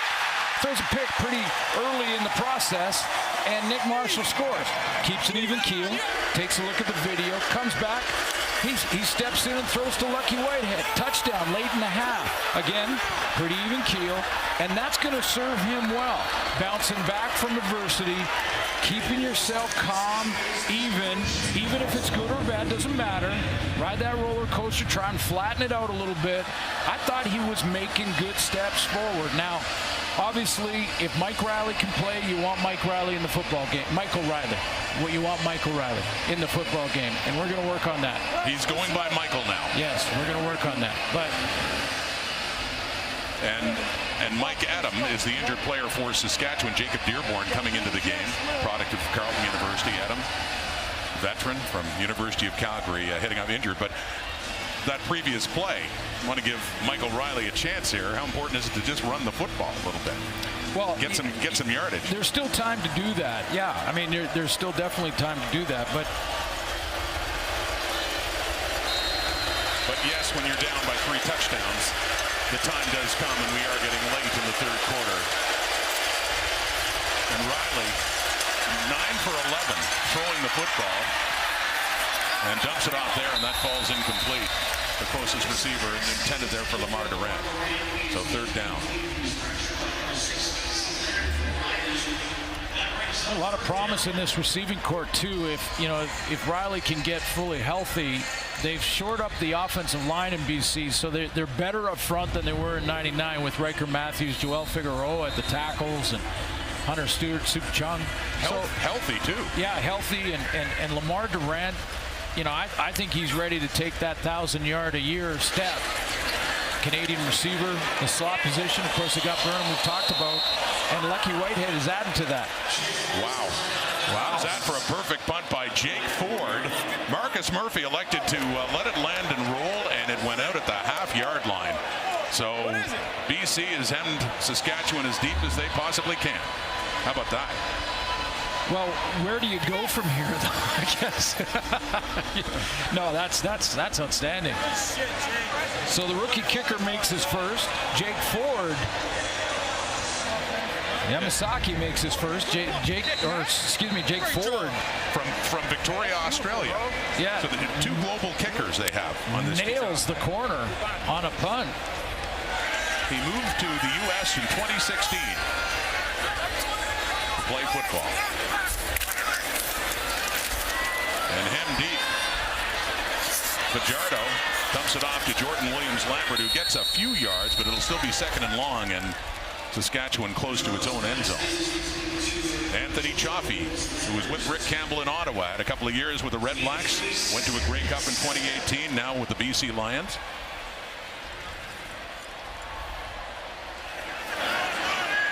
Steps in and takes on the block, and then is able to put that hit on Fajardo. And I think if Fajardo could have that play over again, he'd get rid of the ball earlier. No need to take that hit.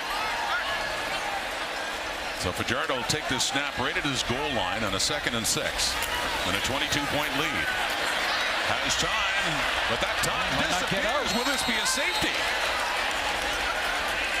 Waiting for a signal there as he's taken down right at the goal line, and now it looks like they'll just spot it outside. Well, if they give him forward progress and he got outside the stripe, they are. It looks like that's exactly where they're placing it. Lions are calling for a safety where they'd get 2 points and also get the ball kicked to them. But the discussion continues here, and it looks like based on that placement, the Riders will get a chance to punt it away. Amazing how long we've been covering this game and been part of it, and yet new things come up all the time. And can this be reviewed? Well, where he goes down, I mean, he has his progress there. Where he goes down, the ball, and a headshot too.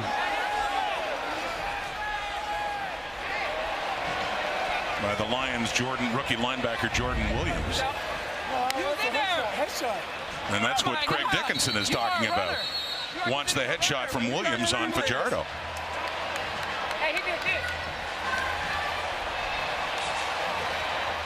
Yeah, it does fit the description that, you know, a defenseless player, especially quarterback.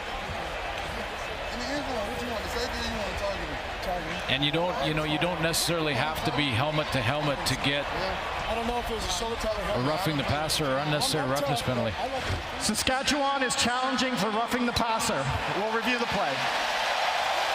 Announcement from the referee, Tom Valesi, there. And that would certainly get them out of a hole if you can tack on 15 yards if this challenge is successful. Jordan Williams, the #1 pick in the CFL draft in 2020, playing his first game, making his CFL debut, and that hit right there. Yeah, that fits the description. That's a penalty. It's a defenseless player. Now, the other thing is, it looked like Fajardo with forward progress was across the line, so it's not a safety. But I think this is going to be roughing the passer.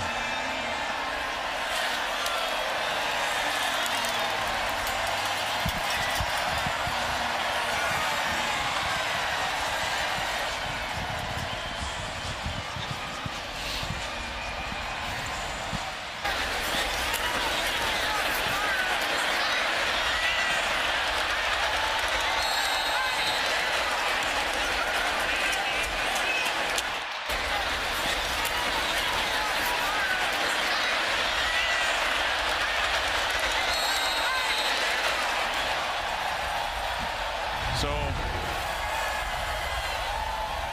waiting the word on the challenge with the ball still spotted inside the 1. Without a penalty, it's a 3rd down.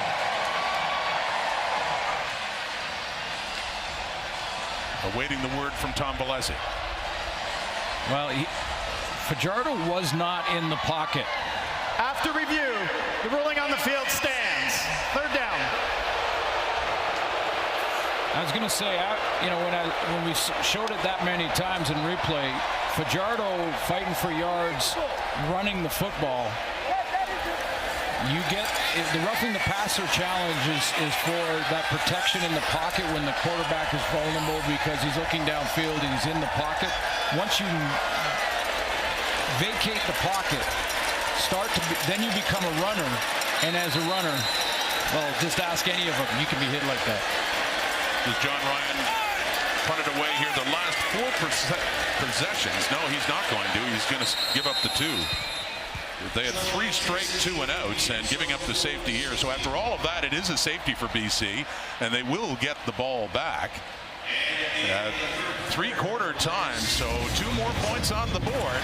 Still a lot of work for the Lions to do, but they're not out of it as badly as they were. Still 15 minutes to play. Friday Night Football, presented by The Brick on TSN. We'll be back. Still down, and it's still Saskatchewan dominance, but not as much. A 32-15 game as the Lions are slowly crawling back. Michael Riley, though, surprising us to start the second half by playing. And 9 for 12 in the passing department, Glenn.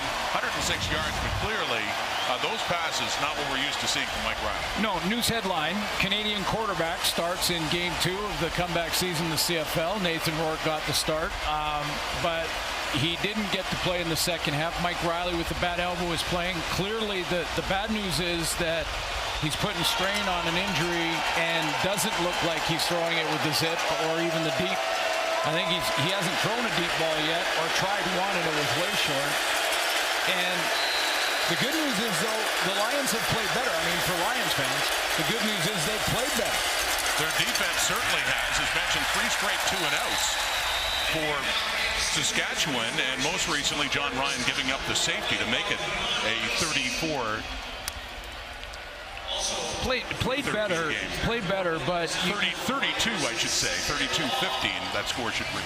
Yeah, and it played better because you put it in. You got to put it a little bit in context, though. When you're up 4 touchdowns, basically in the first half, it's just human nature to take your foot off the pedal a little bit, and the other team looks like they're improving, but Saskatchewan needs to turn it up. They've been able to shut them down. They were just dominating in the first 3 possessions of the game, not doing as much, but their defense still doing things. A.C. Leonard, tall, rush in and gets the hands up, knocking that down.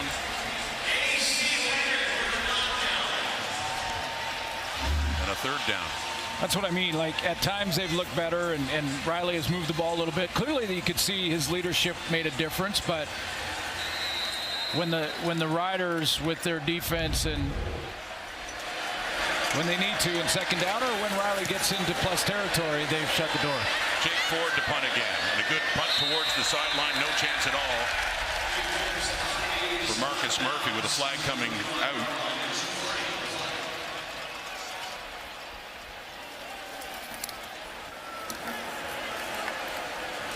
Now you just give it to William Powell 20 times. See how much of that 1358 you can eat up. Illegal punt out of bounds, BC. 10-yard penalty, 1st down.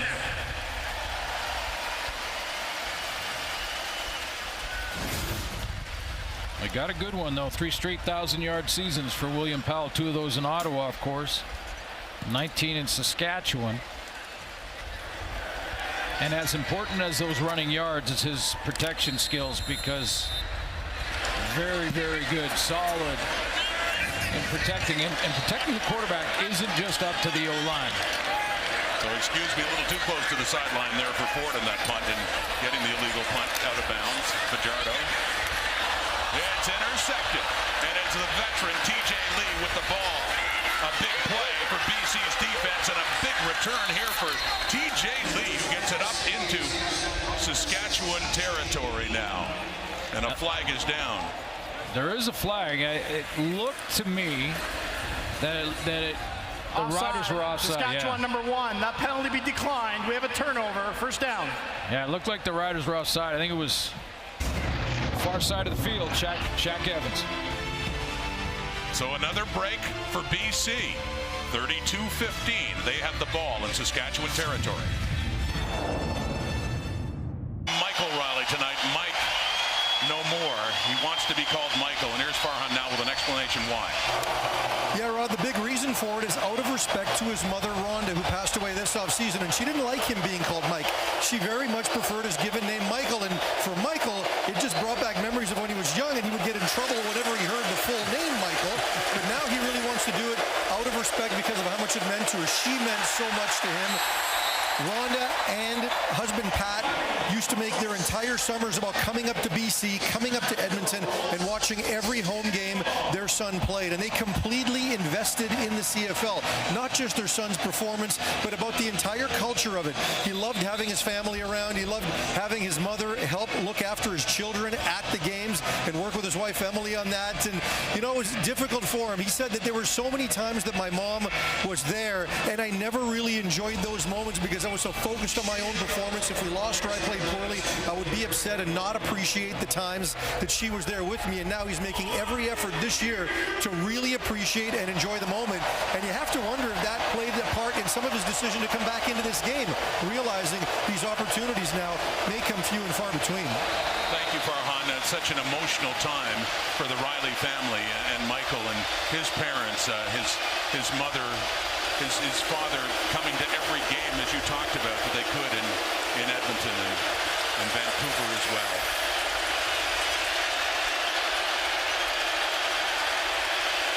So second and long after a botched play for Michael Riley. Completes that to Lamar Durant. This is what Michael had to say about what he'll miss so much about his mother, Rhonda. I think after the game's over with, Colin, I call my mom and dad and talk to them about the game, tell them why I played so poorly or why we had success. And, it's going to be weird not to be able to have that conversation, but that's the way life goes and you got to just deal with it. So, we're pushing forward, but it's weird for sure.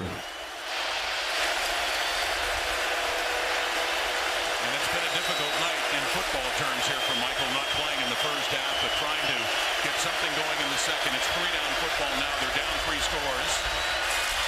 And they're going for it on 3rd down. Lamar Durant wide open, but does he complete that? Just comes down to Durant inside the 20. And that's remarkable because once again, the ball just floated in, and he's completed a couple of them like that tonight. Not a real windy night. This is just his elbow, and he can't throw the ball deep, so his receivers are outrunning the throws, and now it's going to be close as to whether he got his arms underneath there. I think he did. He had both arms there. Call another play. It's a moot point now. Can't challenge after the play's run. First time in the game they've scrimmaged inside the 20, and it's a big game there for Butler, who has enough for another first down and 1st and goal for BC. Riley's just slugging it out. Is that a catch? They hurried up to the ball. I got his hands underneath it? Yeah, it looks like he did. Well, that's tough because you can't use the turf at all, but it doesn't matter because you can't challenge after a play's run. And you saw BC hurry up to the ball before Saskatchewan would challenge. Didn't look like the Riders intended to anyway, and it stands as a big gain, followed by another one to make it 1st and goal, BC. 17-point game now. It was out of hand for a while. It could make it really interesting if they can get it into the end zone now. With Riley. Little shuffle pass. And it's Butler again inside the 5, 2nd and goal.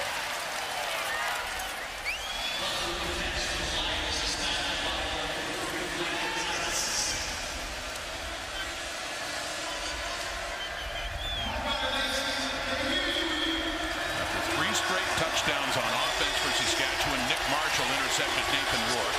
Took that to the house to make it 28-0. That's as big as the lead got for Saskatchewan. And 2 downs from here for Michael Riley and the BC offense. Gotta come away with a major here. He's looking at Burnham, looks over the middle. Butler, touchdown. BC is back in this game. James Butler making his debut, and making it because Shaq Cooper, the big free agent signing from Edmonton, is on the one-game injured list. So Butler got the start. Michael Riley uses his eyes and just his look to hold a linebacker, just to freeze him long enough so he can dump that right over the middle. Dion Lacey's dropping. He jumps a crossing route. Edom can't get there in time. Big interception by TJ Lee. That sparks the drive, and Riley gutting it out. Can't throw the deep ball because of that elbow, but his receivers are still making plays for him. Lamar Durant came back. We saw Dominique Grimes come back for a deep one. Yamasaki kicking his first conversion after going 2 for 3 in field goals tonight. Another one on the board, and it is a 32-21 game. 22, I should say, down to 10 points. Thinking of Rhonda Riley, his mother, Michael Riley, throwing a touchdown pass. For BC, Victoria Burton with the victory, and Save-On Foods, $1 million touchdown to win. Congratulations, Victoria. And BC gets a little bit closer, down to a 10-point lead, 32-22 for Saskatchewan. At one point, the Riders were blowing them out, but 6 plays, 50 yards, in just under 4 minutes, and the Riders have run only 8 offensive plays this half, and here we are in the 4th quarter. And they might be starting to feel the heat as Keenan LaFrance standing back. Among those for the return, Marcus Murphy as well. 2-possession game with 9:17 to go. Oh yeah, it's on. This is a big drive for Cody Fajardo and the Saskatchewan offense. Kind of stalled of late. CFL's been away for a while, but we know that much. There's no way that changes. That's an eternity with just a 10-point lead. And it is Marcus Murphy on the return. 4 straight 2-and-outs for the Saskatchewan offense in the second half. So they've got to get it back in gear now. And it's really hard to, you don't want to be getting into that habit of flipping a switch off when you've got a big lead and then trying to flip it back on. But it's difficult. They're human beings that, you just can't. But this is a big drive. This is a big one for Jason Moss and the group. They got to get back in that groove and answer. They could do no wrong in the first 3 possessions. Got quiet in here too. Sorry. It sure has, yeah. They haven't heard that crowd pick up quite as much. A sellout crowd here at Mosaic. And inside it is Shaq Evans. And a good gain. So what does Jason Moss do in a crucial drive, Rob? He goes to a play they haven't run in the game. He says, let's mix it up and give them something they haven't seen yet.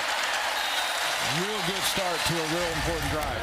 Up over the 50, so first down, Saskatchewan. Approaching the midway point of the 4th quarter.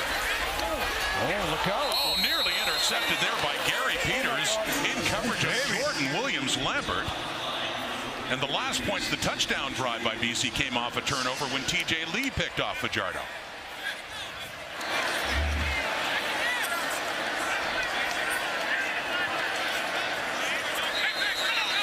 A little change motion there, and Williams-Lambert runs the out. Gary Peters read the man. He just dropped it. Wow. So Fajardo nearly throws his second pick. Baby. Complete. And Shaq Evans could not hang on. And lo and behold, the Riders are punting again. It is difficult. I mean, you get the big lead, and then you sort of put it on cruise control. And then all of a sudden, you've got to flip the switch back on, and it takes a second. It's like, okay.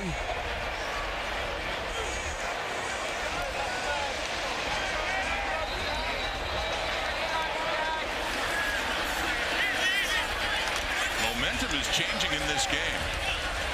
There was actually at one point 31-0. At one point a 31-point lead for Saskatchewan. Only 1 point since, 22 for BC. Punting it away is John Ryan. And was going to add another point, and instead Rainey picks it up. with no yards. Well, Rod, it's, before we get to what could be a good finish, I want to just take a moment that COVID-19 has affected everybody, and including this community and this province. Warren Woods, a longtime Regina broadcaster, passed away in January as a result of complications from COVID. And Woodsy was a rock star in this province. I mean, he loved his curling, he loved his Toronto Maple Leafs, and he loved covering the Saskatchewan Roughriders from as far back as when, I was a rookie and I got to know him very well. A great friend, a colleague. He was just a rock star in this province. So our condolences to his kids, Nicole and Chris, and his family, and all of his friends. And that includes an entire province and a whole bunch of people in the country. Absolutely. I didn't know him the way you did. I only would meet him coming to Rider games. And an infectious smile and positive personality. A great guy to talk football with, to talk sports with. And a big loss to the Saskatchewan sporting community locally.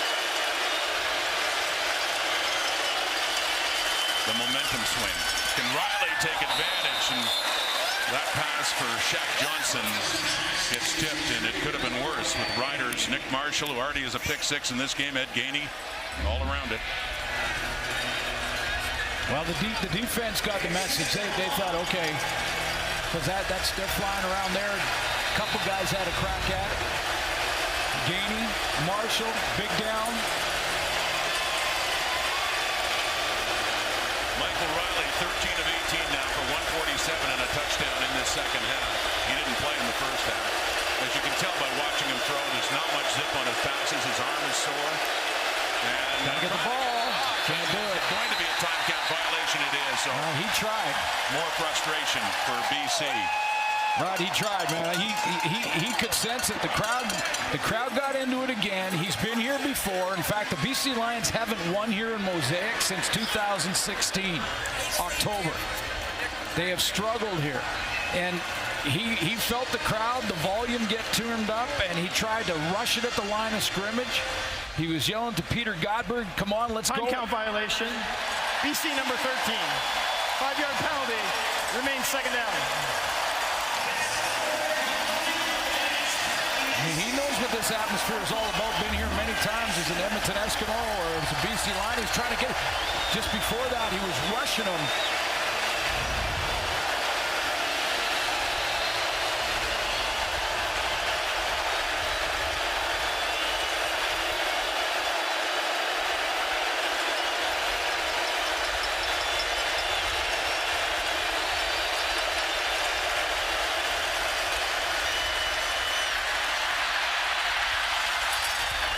Steps out and completes it again, and it's Lucky Whitehead again.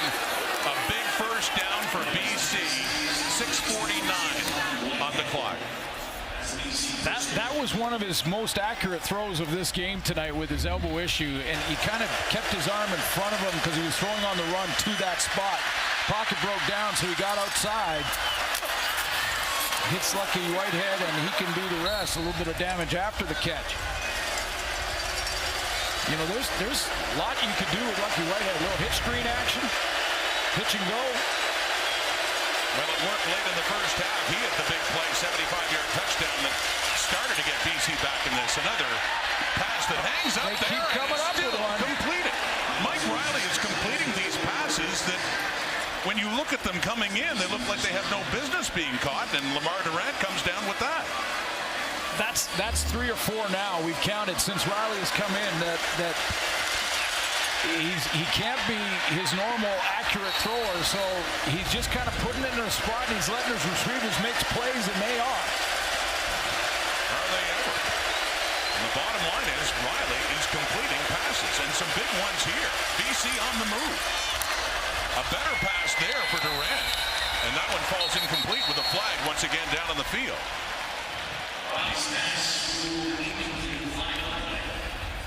The Lions pointing Saskatchewan's way.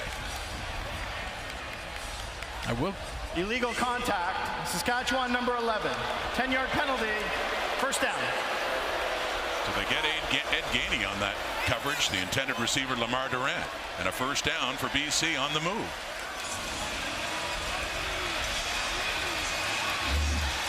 Gainey doesn't like it. There he is right there. It's on Lamar Durant, steps up. A little bit of grab of the towel. He wanted.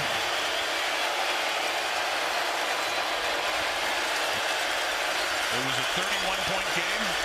It's now a 10-point game. BC trying to inch closer. And Riley off to the left to Dominic Rhymes. Well, let's show you what we're talking about. I mean, right now, Mike Riley has gotten it out, and when he tries to throw the ball deep, he's really struggling, trying to just strong-arm it and force through that injury, and his receivers are coming back to these balls that are way short. Lamar Durant a couple. Dominic Rhymes one, and there's another from Lamar Durant. I mean, he's gutting it out. Got him in scoring range. 2nd and 6. Looks left again, completes to Burnham again, and a first down again. BC still moving. 4:52, under 5 minutes to go now in the 4th quarter. Boy, does it add to the Mike Riley resume if the Lions can find a way to come back and win this football game. They could score twice here in 4:34. The legend continues. 2 incredible stories involving him. One that he didn't play, and the second that he did. Over the middle, nearly intercepted. Is it picked up? Bobbled around. Finally comes into the hands of Blaze Brown. And a discussion ensues, but it looked deflected. It looked like it was going to fall to the turf. And Blaze Brown ends up coming up with it. They'll review it. We'll talk about it when we come back.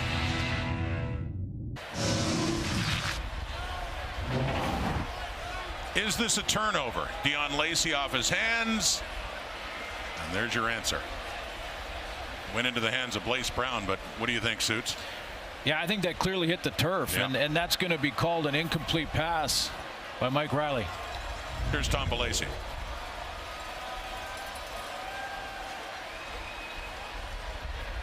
After review, the ruling is an incomplete pass.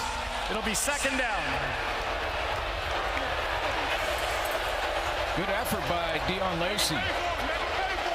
Had a chance, tipped it up, and then he just didn't get his hands under it. And once it touches the ground like that and bounces up, it's incomplete. So Riley will get 2nd down, 2nd and 10. And remember, down by 10, and a field goal gets him to 1 possession. So he doesn't need to force it here.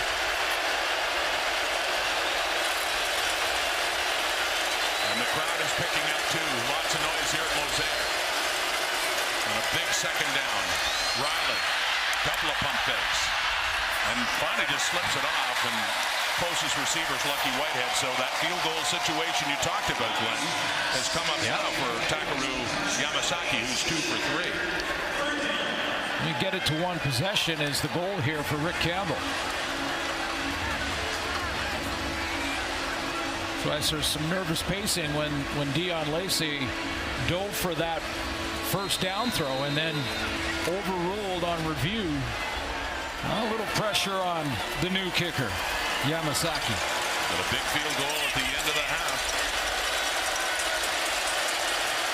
37-yard try, Takaru Yamasaki, to get it to a 1-score game. Pushed it. He pushed it wide right. And Murphy has it. And will run around a bit and give up just the 1. So it remains a 2-score game and a 9-point Saskatchewan lead. Coverage of the 4th and final World Golf Championship gets underway tomorrow from Memphis, Tennessee. The world's top golfers compete at the FedEx St. Jude Invitational. Catch the 3rd round beginning at 2 Eastern, 11 a.m. Pacific on TSN and CTV2. Isn't it great to see fans back at a football? Isn't it? And boy, they start them young here. They ever. Green jerseys on some very cute babies. Yamasaki 2 for 4 in the field goal department. That one hurt, that miss. Yeah. Because it remains a 9-point game, but Saskatchewan's offense has to get moving. How about this number in the first half? In first downs, the Riders at 19, BC only 4. In the second half, BC 12, Saskatchewan 1. That's it, just one first down. Cody Fajardo, outstanding start to this game. 3 straight touchdown drives. And he has Shaq Evans there up at the 40, so a good gain on first down. It'll be second down and about 4 yards. 2nd and 5. What a big miss. Timeout. BC. Big miss. Can the timer please reset the clock to 3:09? On the field goal, and Rick Campbell wants to get those extra seconds. He wanted to call that timeout just before the warning.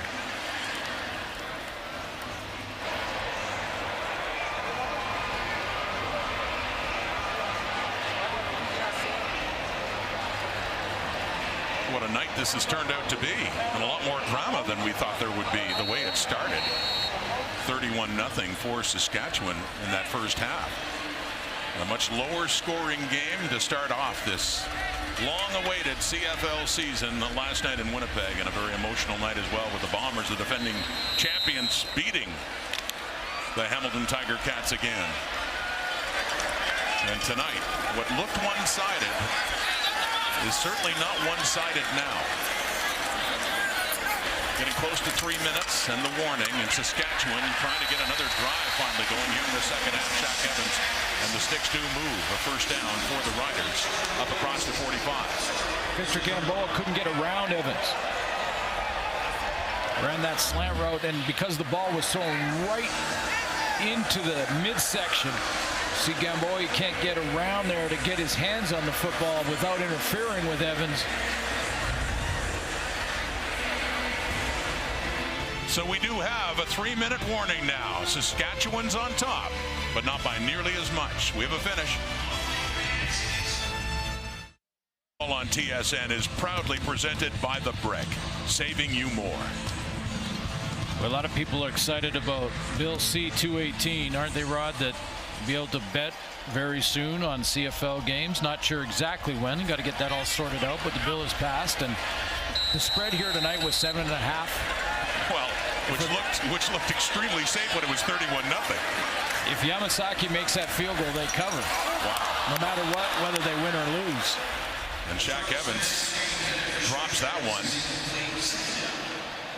And so it's 2nd down and 10, and dangerous 2 for Saskatchewan, and Cody Fajardo cannot take anything for granted here. With the missed field goal, it's still a 9-point lead, so the Riders still very much in control.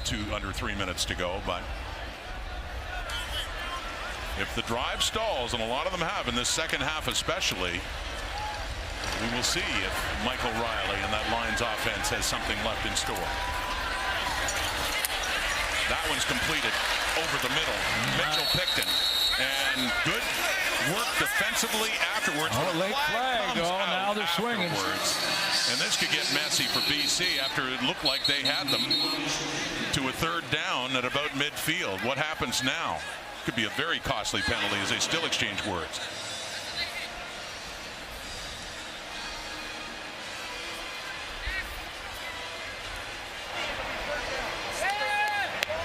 They're calling it 3rd down, so it's a big penalty the other way.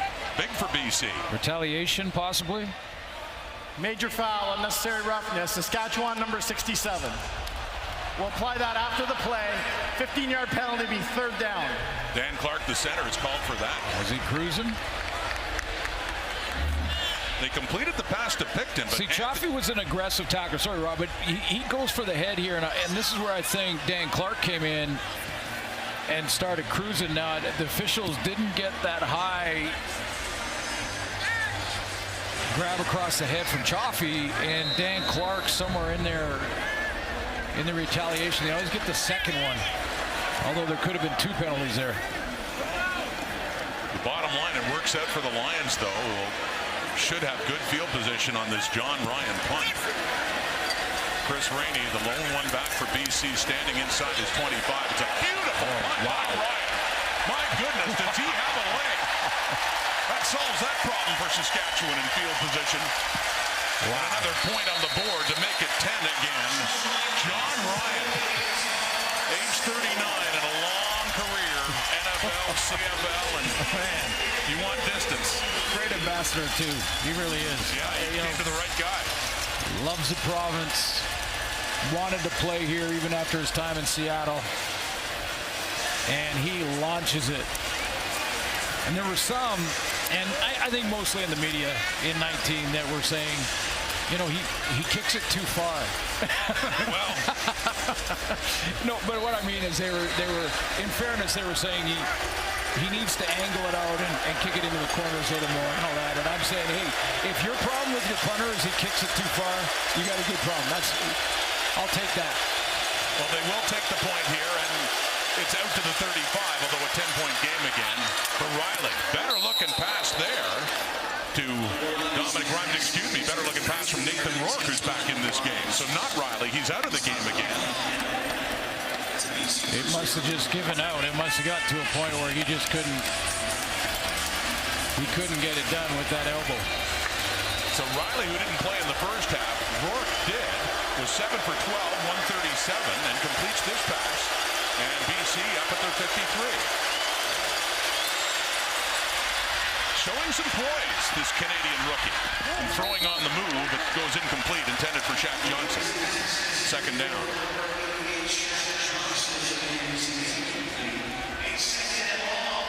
Yeah, I saw some good things. I mean, I saw some good things from Nathan Rourke. Exactly what the coaching staff, exactly what Michael Riley told us that he was doing in training camp and practice. And we've seen it unfold here in hostile territory.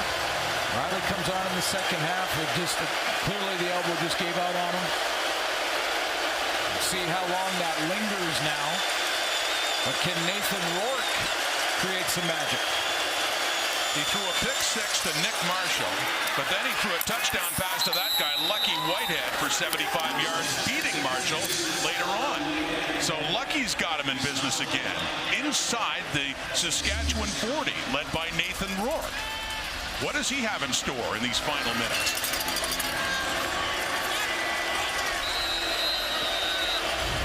.39-yard line, not over yet. Two-possession game. BC needs to score, and quickly, and that one's incomplete.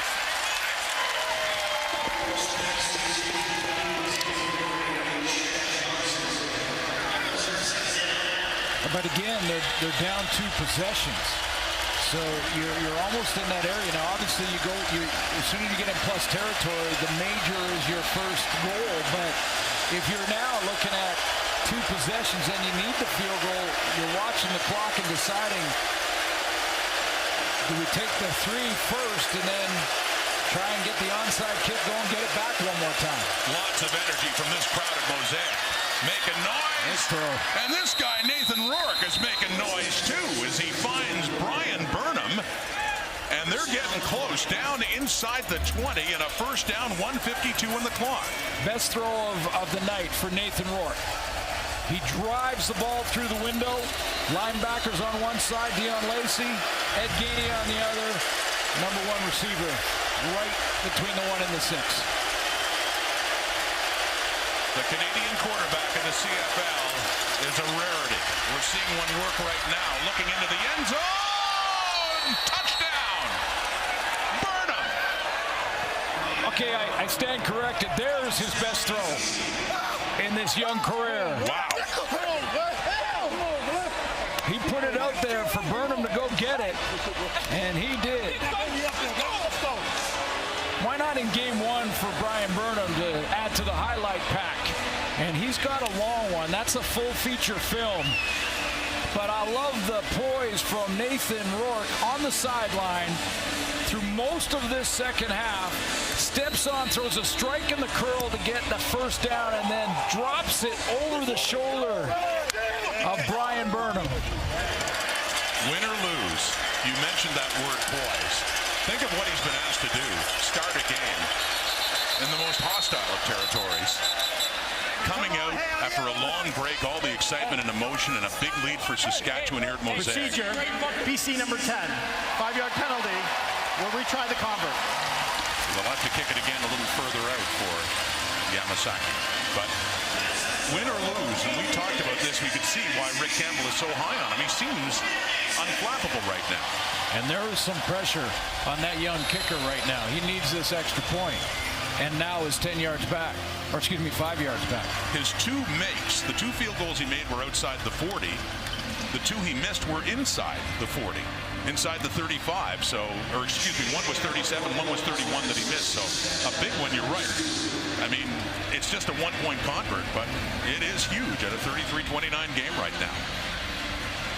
Well, listen, this quarterback situation all night has been really messy, but when you think about it, the toughness of Riley to gut it out and get this team back in it, and then the young Canadian quarterback to put this drive together, cap it off, and if they can make the extra point, make it a 3-point game with time to go for an onside kick and another chance at maybe winning this one, coming from way back to do it. And there's a little bit of motion from the young quarterback with the veteran right there to congratulate him, and Michael Riley.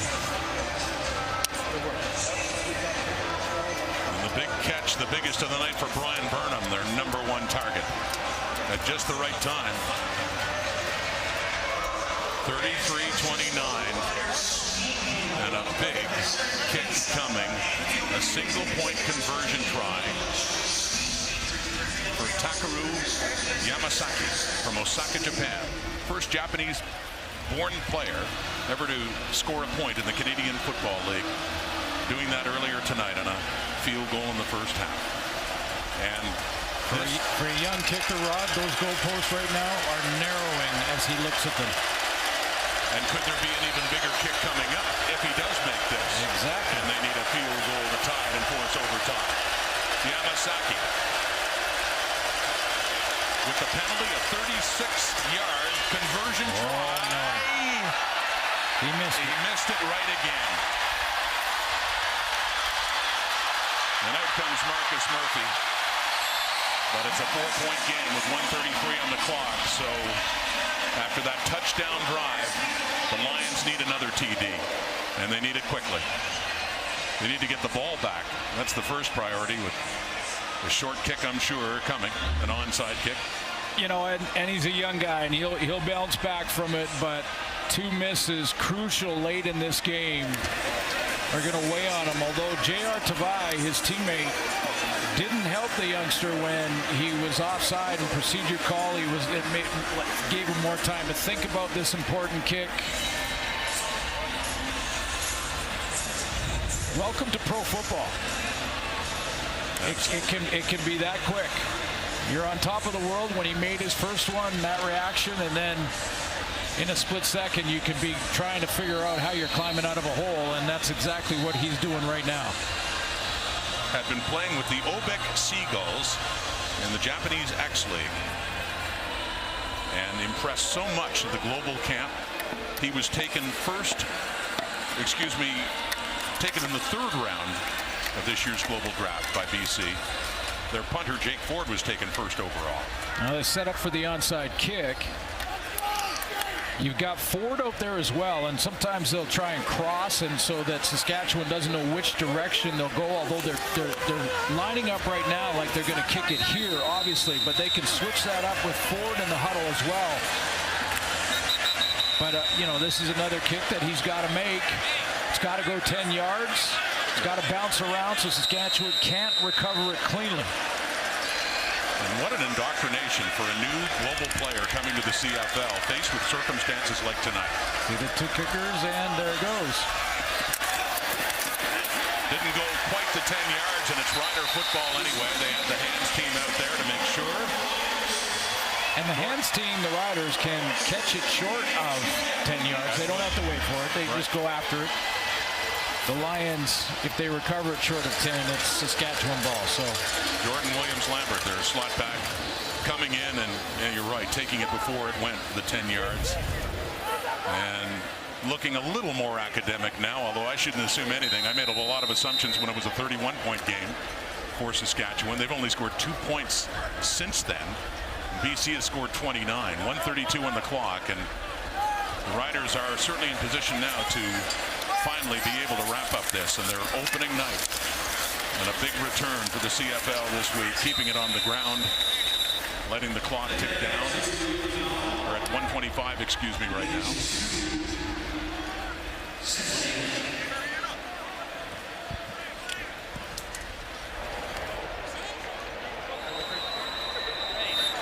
Post-game report and post-game discussions with Cody Fajardo and Craig Dickinson will sound a little bit like this. You know, we did some good things, but we've got a lot of work to do. Because the second half, you're right, they did stall big time. Credit to the BC defense. Well, you don't know what to expect. I thought that last night, throwing there to Williams-Lambert. And taken down at the 40, under a minute to go now in this fourth quarter. But did any of us really know what to expect without a proper training camp, without preseason games? And there still have been some good plays, some sloppy things too as well that definitely need to be corrected. But this has to be a feeling out process early in the season. Yeah, absolutely. And you know what? I've been impressed by the first drive for Hamilton last night, touchdown drive. Great. Jeremiah Masoli, yes, they struggled as the game went on. They had a lot of pressure from the Winnipeg defense. First for Zach Collaros, great drives, couple touchdowns early in that game. First drive and first couple of drives, 3 drives for Cody Fajardo tonight. Looked real sharp. You know, Nathan Rourke started this game for BC, so you see what they're capable of coming out of camp, and then with no preseason, that fatigue kicks in a little bit. John Ryan. An end over in punt, but this time trying to get it out of bounds, well inside the 10. And not give them too good a field position here. They walk it out to about the 13. With only 31 seconds to go, so it is miracle time now for Nathan Rourke. Well, yeah, I mean, it's 3 plays, you know, maybe 4 if you're really efficient. You know that the Riders are going to drop their secondary deep. Can't let anything behind you here if you're Craig Dickinson's secondary. So they're going to drop, you know, 20, 25 off the ball and be backpedaling before when it's snapped, and then so you think Nathan Rourke can, you know, 1-2 intermediate, maybe get to the 35-40 yard line and then throw one up and see what happens. Crowd picks up on first down and completes it to Burnham. A beautiful catch by Brian Burnham with a flag down in the Saskatchewan secondary. A nice throw again under pressure by Nathan Rourke. Really, well, this is impressive. And the catch equally. I mean, he takes a hit as he steps into that. The ball is thrown out in front of Burnham again. Watch him go get it. I don't think it's bad. But This guy, contested catches, spectacular catches, #1 on the list. There's a lot of great receivers in this league, and we'll see a couple tomorrow. In Edmonton, we'll see a couple in Saskatchewan, Calgary. number 35. Point of foul, automatic first down. We'll see some with, you know, across this league, but when you're talking about spectacular, one-handed, unbelievably acrobatic catches, #1 on your, well, oh, did he catch it? It didn't look like he caught it. Maybe we sang his praises a bit too soon. Pass interference, that's why they moved it. Exactly, point of foul, yeah. So up to the 30. Time running out on Rourke. And a pump fake. Gets it away and it's intercepted, and that'll do it. So Rourke throws another pick in a night that did have some promising moments for him as well. It's A.C. Leonard and Joel Figueroa, the left tackle, consoling the rookie quarterback as he heads off with 19 seconds to go. A.C. Leonard. And Saskatchewan is going to win on opening night. Some real good things, though, from this young Canadian quarterback. Real good. I mean, he got in trouble there. Desperate times calls for desperate measures. He's getting pulled down, and he just throws it in hopes. That's intercepted. Bounced back from the first interception in the first half to throw a touchdown to Lucky Whitehead. Showed real good composure. Good drive and throw for a touchdown to Brian Burnham to make it a one-possession game late here. And, you know, he gave him a chance. I saw some great things in this quarterback. I think he's got a future. I agree with Rick Campbell as head coach. definitely showing a lot of poise to be put in the situation he was tonight, with suddenly learning Michael Riley, would not be starting. I love y'all, baby. I love y'all. Probably see what daddy love y'all. That's for y'all. Y'all. A fist bump there between the two QBs, the veteran and the rookie.